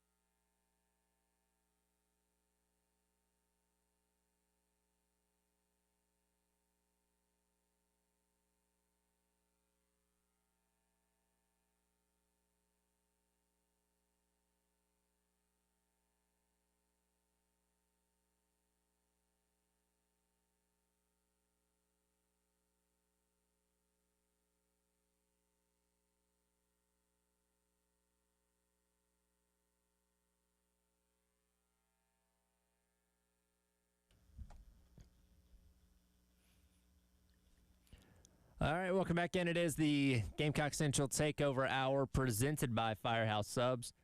Sarah and Chris Clark along with you here on your Monday, anxiously awaiting, hopefully, some breaking news at some point today about an official hire being made for the offensive coordinator position for South Carolina, something we've been tracking a lot, specifically over the past week or so since the season ended, and it seems like we're getting very close to it being Kendall Briles. That was a name that popped up going into the weekend. Some flight tracking would suggest there were certainly some conversations had, if not personnel brought here to Columbia that may have been seen at a reputable steakhouse down the street. Jack apparently was sent out to wait at the airport yesterday to track flights, according to him earlier. So seems like we're getting closer and just kind of waiting for hopefully something official maybe sometime today. Jack giving away secrets on the air? Well, he said you told him to go. You giving away secrets? I'm just going off. Now. I'm just going off what he said. I didn't hold a gun to his head. He said, "Yeah, Chris told me to go to the airport yesterday to see what flight comes in." Didn't see anything, by the way. Yeah. So I think look, let's back up here because there's been a lot of concern and questions that I've seen on the Insiders Forum and on social media about the timeline. Why is something not happening?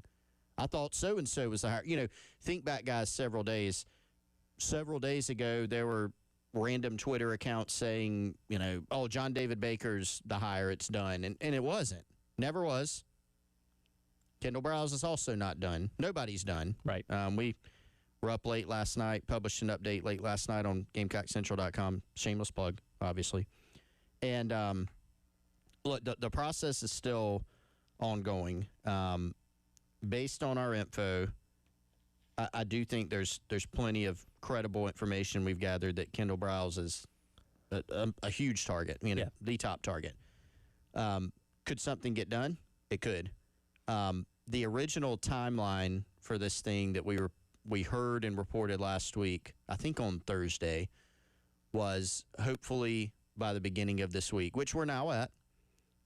Monday, Tuesday was mentioned to me yesterday that's the hope. Now, you've also got some, you mentioned not holding a gun to Jack said, similar with coaches, right? When you're trying to figure out, you got a guy who's got a job right now at TCU.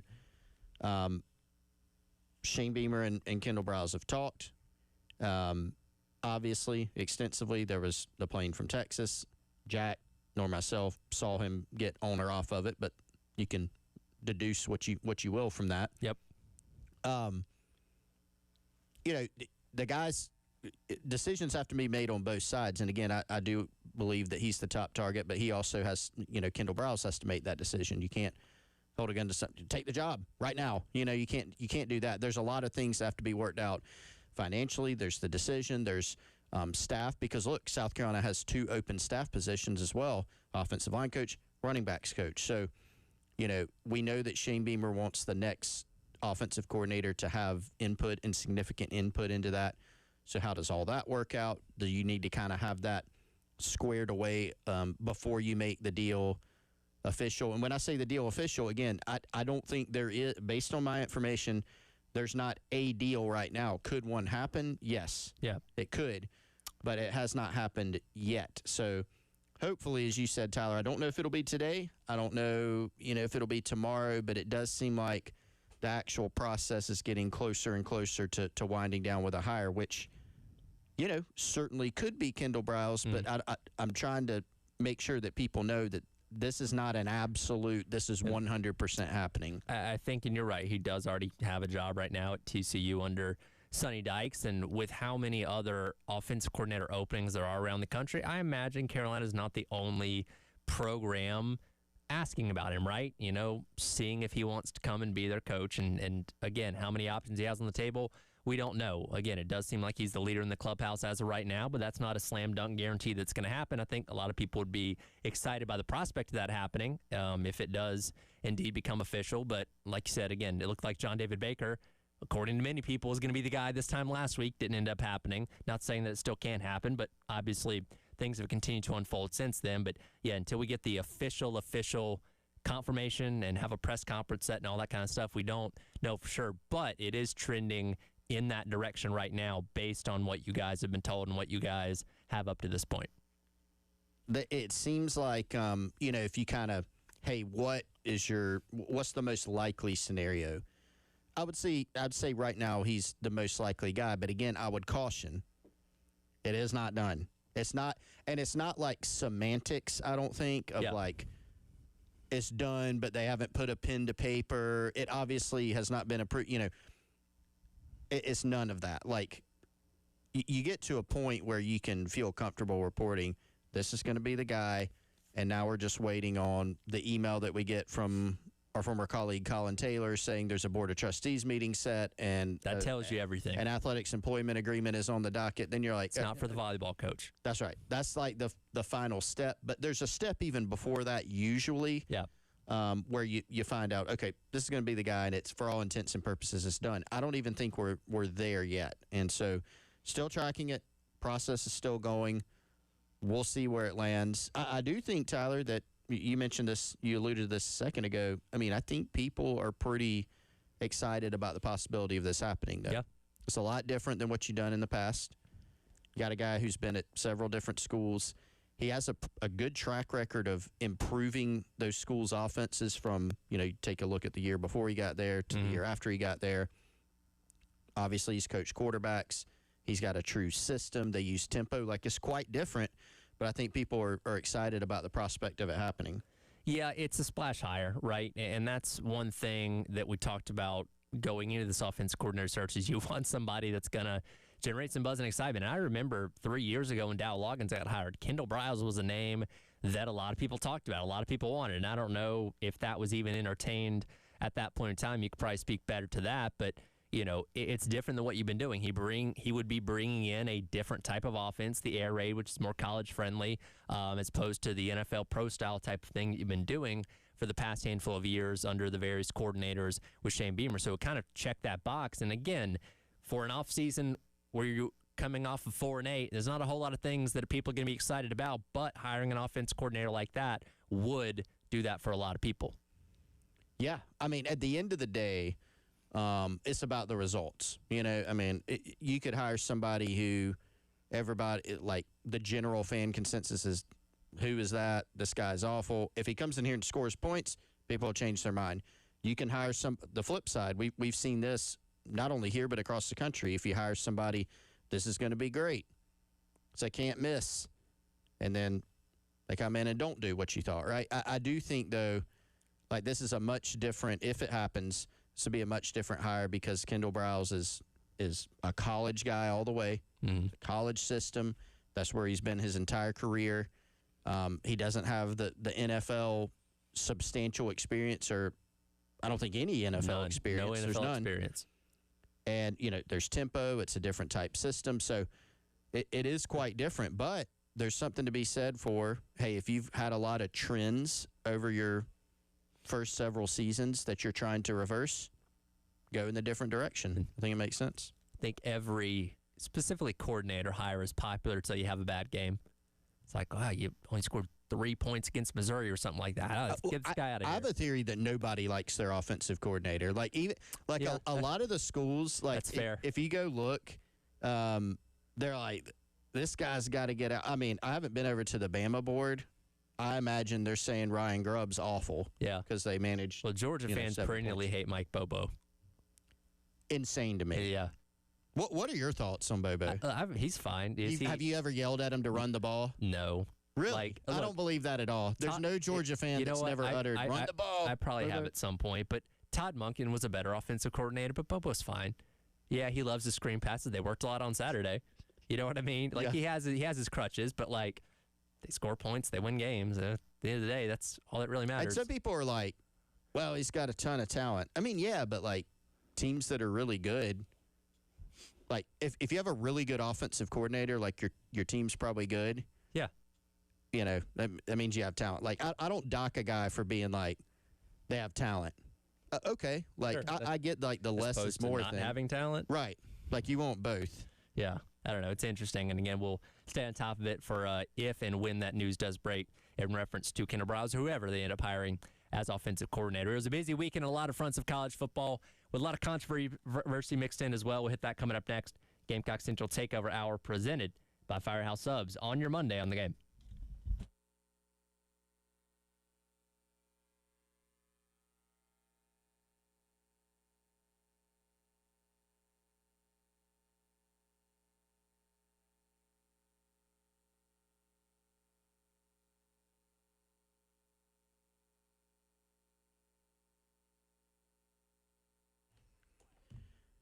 All right, let's tell you about our friends over at Integrated Media. Michael, Nathan, their entire team, they are amazing. True one-stop shop for all your home's technology needs. I'm just looking around the studio here. They've done everything from getting us set up on the game TV. We've got the wall of TVs here in the studio. We now have the wall of TVs out there in the lobby. It looks amazing, and they have done so many cool things at my home, Wes's home. They've helped us with our internet. They've helped us mount TVs, got our Wi-Fi all situated, put my video games on a switcher. Like anything you can think of from an audio-visual or a tech standpoint, they can do it for you. Everything, again, from mounting a TV, installing security and cameras, making your home into a smart home where you can control your lights, devices, thermostats, and everything from a touch of a button on your smartphone, on your iPad, your tablet. They can do it for you. IntegratedMediaInc.com or 803-948-8327. Local reliable service, IntegratedMediaInc.com.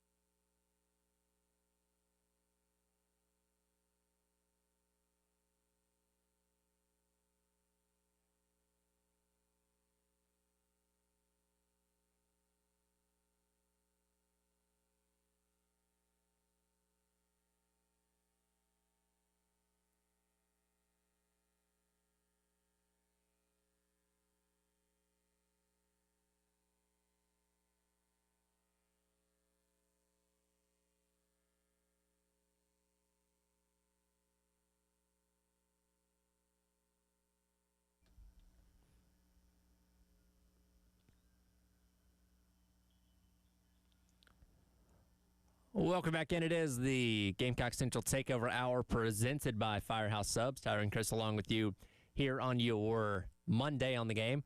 Tomorrow from 4 until 6, you can join Elijah and Preston from the early game. They'll be out at Guthrie's on Sunset Boulevard in Lexington. 339 Generations Way. They'll be in a chicken finger eating contest. Go hang out with them. Also, you can meet Xavier Leggett. He'll be out there hanging out as well. Again, that's tomorrow from 4 until 6. It was a busy weekend on all fronts in college football, of course. I guess we'll start with the conference championship games over the weekend. Couple of them, or one of them at least, pretty one-sided, with Texas Tech handling its business against BYU for the second time. No debate there. Texas Tech gets in the playoff. Number 4 seed BYU, who would have had to play their way in anyway. No debate. They're out.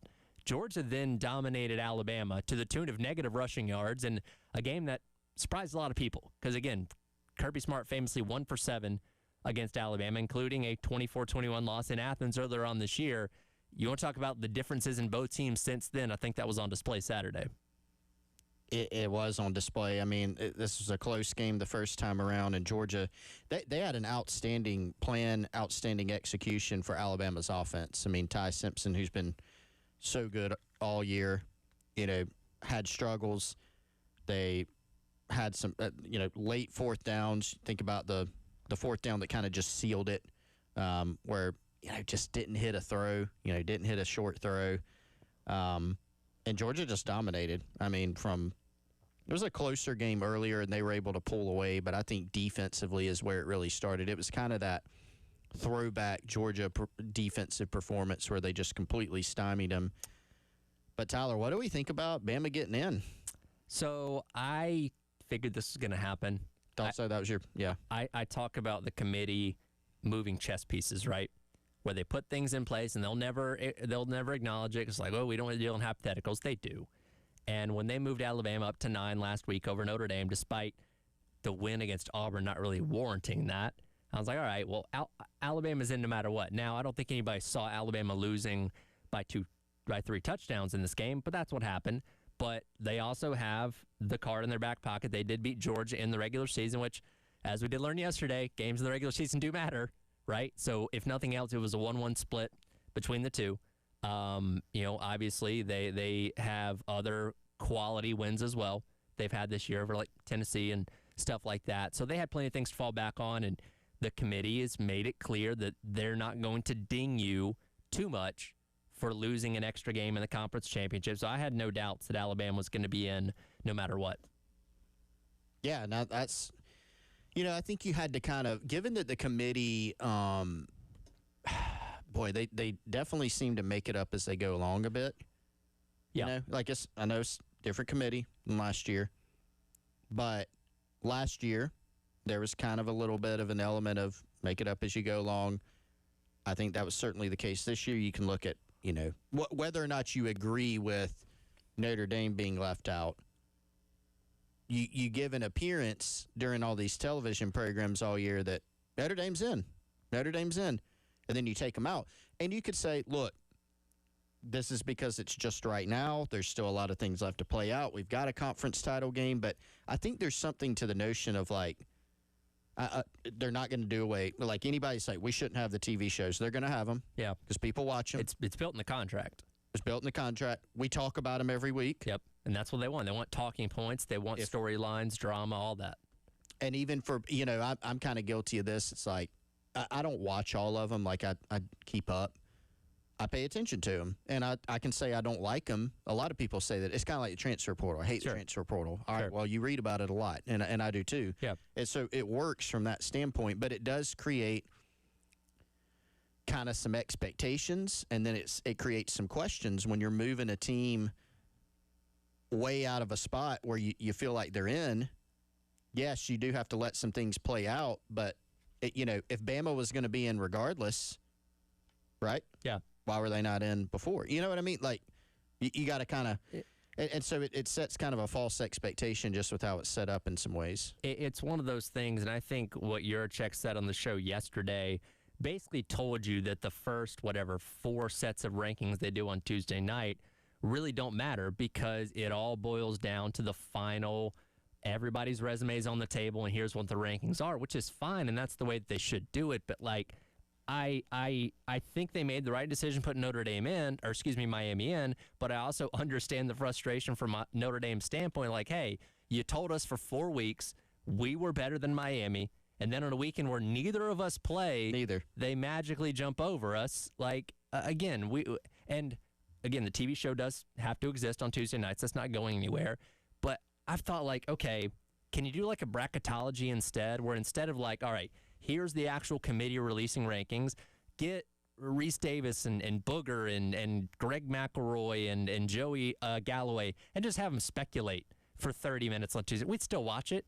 Say, all right, based on this and that, here's what we think the playoff will look like, and here's what the AP poll would look like with the playoff right now, and we can just speculate, right? We can go on the I think system, which is what we do anyway, and then on Selection Sunday, that is when you get the actual committee rankings. We wouldn't have this debate of Notre Dame and Miami because we would have assumed the whole time, all right, well, Miami beat Notre Dame. They're going to be ahead of them with whatever the rankings look like, and then Sunday comes, and Notre Dame's not happy about it. They're like, okay, yeah, we lost to Miami. Okay, that's fine. That's what happens. But instead, you string them along for 4 weeks and then say, oh, actually, Miami's better than you now.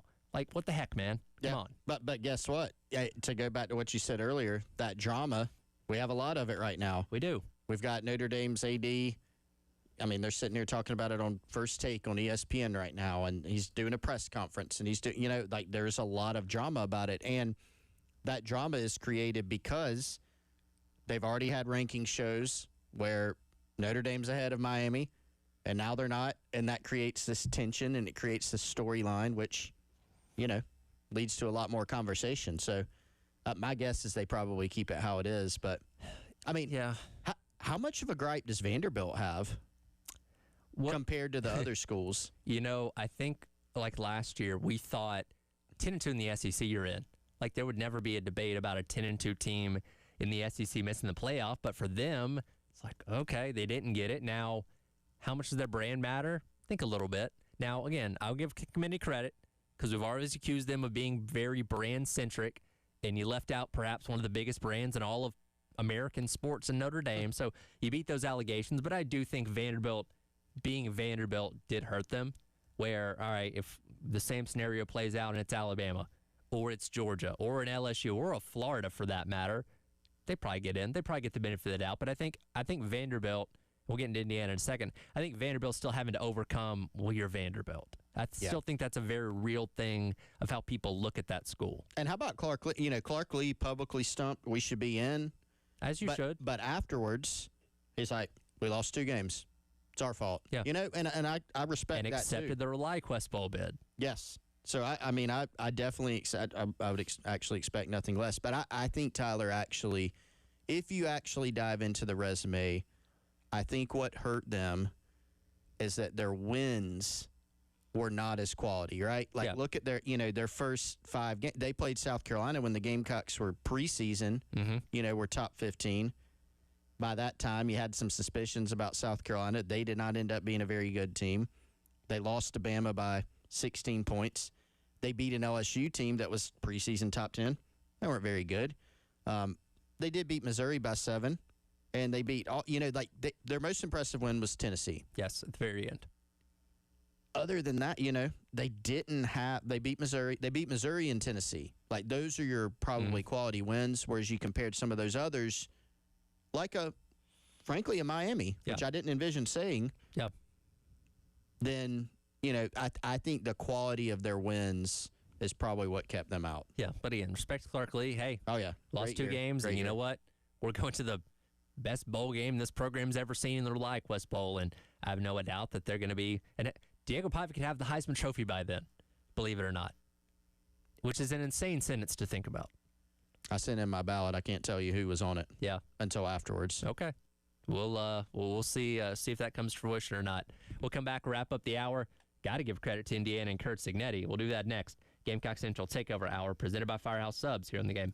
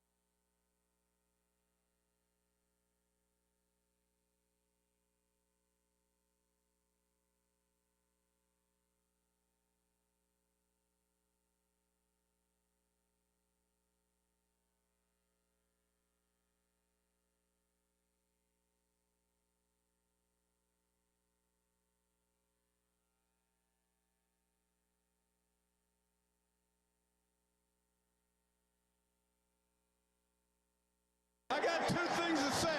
Besides all the thank yous to the president, Pam Whitten, the AD, Scott Dolson, our assistant coaches, our team, our seniors, our fans, all right? We are Big Ten champions. And you talk about changing the way people think. I got 3.5 weeks to get this team humble and hungry for the playoffs. Welcome back in. Gamecock Central Takeover Hour presented by Firehouse Subs. Tyler and Chris wrapping up the hour here on your Monday on the Game. That, of course, the voice of Curt Cignetti, head coach of the now Big Ten champion Indiana Hoosiers. No, we're not talking hoops. The Indiana football Hoosiers have won the Big Ten football championship and are now the number 1 seed going to the playoffs. A sentence you would not have believed 2 years ago? Yeah. Insane. Completely insane. I mean, college football has been turned on its head, and what a cool story. You know, I've seen a lot of takes on Curt Cignetti. There are a lot of schools going, why didn't we hire this guy? And you know, the interesting thing about Curt Cignetti, he hasn't been a head coach for 30 years. Nope. His first head coaching job came at IUP in 2011. Then he spent time at Elon. He spent time at James Madison.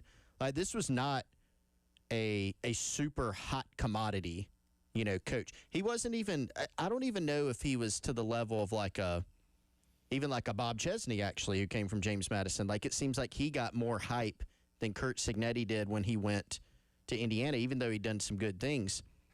But you remember how Kalen DeBoer had been pretty dominant with where he was as a head coach at Sioux Falls? Mm-hmm. Didn't he win national championships? Yep. Curt Cignetti, he did a really good job at those places. IUP stunk when he got there. He turned them around. Elon had 6 consecutive losing seasons, but he turned them around, you know, and broke a bunch of records, like accomplished a lot of firsts. James Madison had been pretty good. You know, usually that's a good FCS program. When he got there, he guided them into the Sun Belt, you know, to make the FBS transition. But Curt Cignetti, he didn't win a championship at those levels even. Right. Played for one, didn't win it. You know, and didn't even make it most years. So it's not like this is a guy that like just won the national championship every year and you're kind of taking a risk on hiring a guy. Like, he has taken poor programs before and turned them around. He hasn't done it to this level, and he's doing it at the highest level of football. And look, he made the transition with James Madison from FCS up to FBS, and they had the 11-1 season 2 years ago, and that's why he got hired by Indiana. But, I mean, God, we're used to this every single year. And look, John Summerall, Bob Chesney are in that same boat where you have these guys that have had great, Eric Morris as well, at North Texas, that have had these great seasons at these G5 schools, you know, 10 wins, 11 wins, play for championships, maybe make the playoff or whatever. It's like, okay, well, that guy's going to be the next guy at whatever powerful school that this is. And it's a mixed bag on if those guys end up working out or not. So we're not wrong to look at Curt Cignetti getting hired by Indiana like, all right, okay, maybe they can, you know, win 6 games a year and make a bowl, and then we'll never talk about him again. It's another thing to go out there and do this. Like, it is quite literally a college football 26 rebuild in real life, where you worked your way up, you're a coordinator, got to be a head coach, you turned around a small program, and then boom, here comes a Big Ten school offering you a deal, and you take Purdue to the national championship. Like, that is only supposed to happen in video games, but it's happening in real life. Yeah, somebody texted me the other day and said NCAA, you know, hey, the only in dynasty mode type thing. Like, yes. That's been completely flipped. Yeah, you can take Vandy and go 10-2. Sure. You can take Indiana and have, you know, and that's the thing. Last season was obviously not a fluke, because look at what they've done this year. Yeah. And they got, like, last year, okay. They got better. Yeah, they had a manageable schedule. When they played Ohio State and Notre Dame, they got handled. This year's different. They beat Ohio State. Yeah, I get it. Ohio State turned the ball or had a turnover on downs and missed a field goal in the red zone. Game could have gone way differently, but it didn't. They won the game. They made plays. Fernando Mendoza might win the Heisman Trophy. We have an Indiana and Vanderbilt quarterback as the Heisman Trophy favorites going into the ceremony this weekend. What? Yeah. It's fun. It's fun. You know, and it's been diminished, you know, South Carolina fans would love to also be in on that fun. You know, you'd love for South Carolina to be like that third team that we're talking about, and they're not. They were close to being one of those teams last year. They were being talked about a lot. Didn't make the playoff, obviously, but it does kind of what it should do is give you hope if you're at a school that's not a blue. But if you're not an Ohio State or a Georgia, we can do this. You know, and I think actually that's led to a little bit more frustration of like, hey, look at Indiana, look at Vanderbilt, look at these schools. You can do it nowadays. I know people love to talk about the rich get richer, the haves, the have-nots. There is a path. Texas Tech, I mean, that's another one. And they're a have in terms of finances. They are. They but very you much don't are. have to be a blue blood to go win nowadays. Yeah. You got to have the right coach, got to have the right funding, and obviously you need the talent on the field as well. But it's not impossible.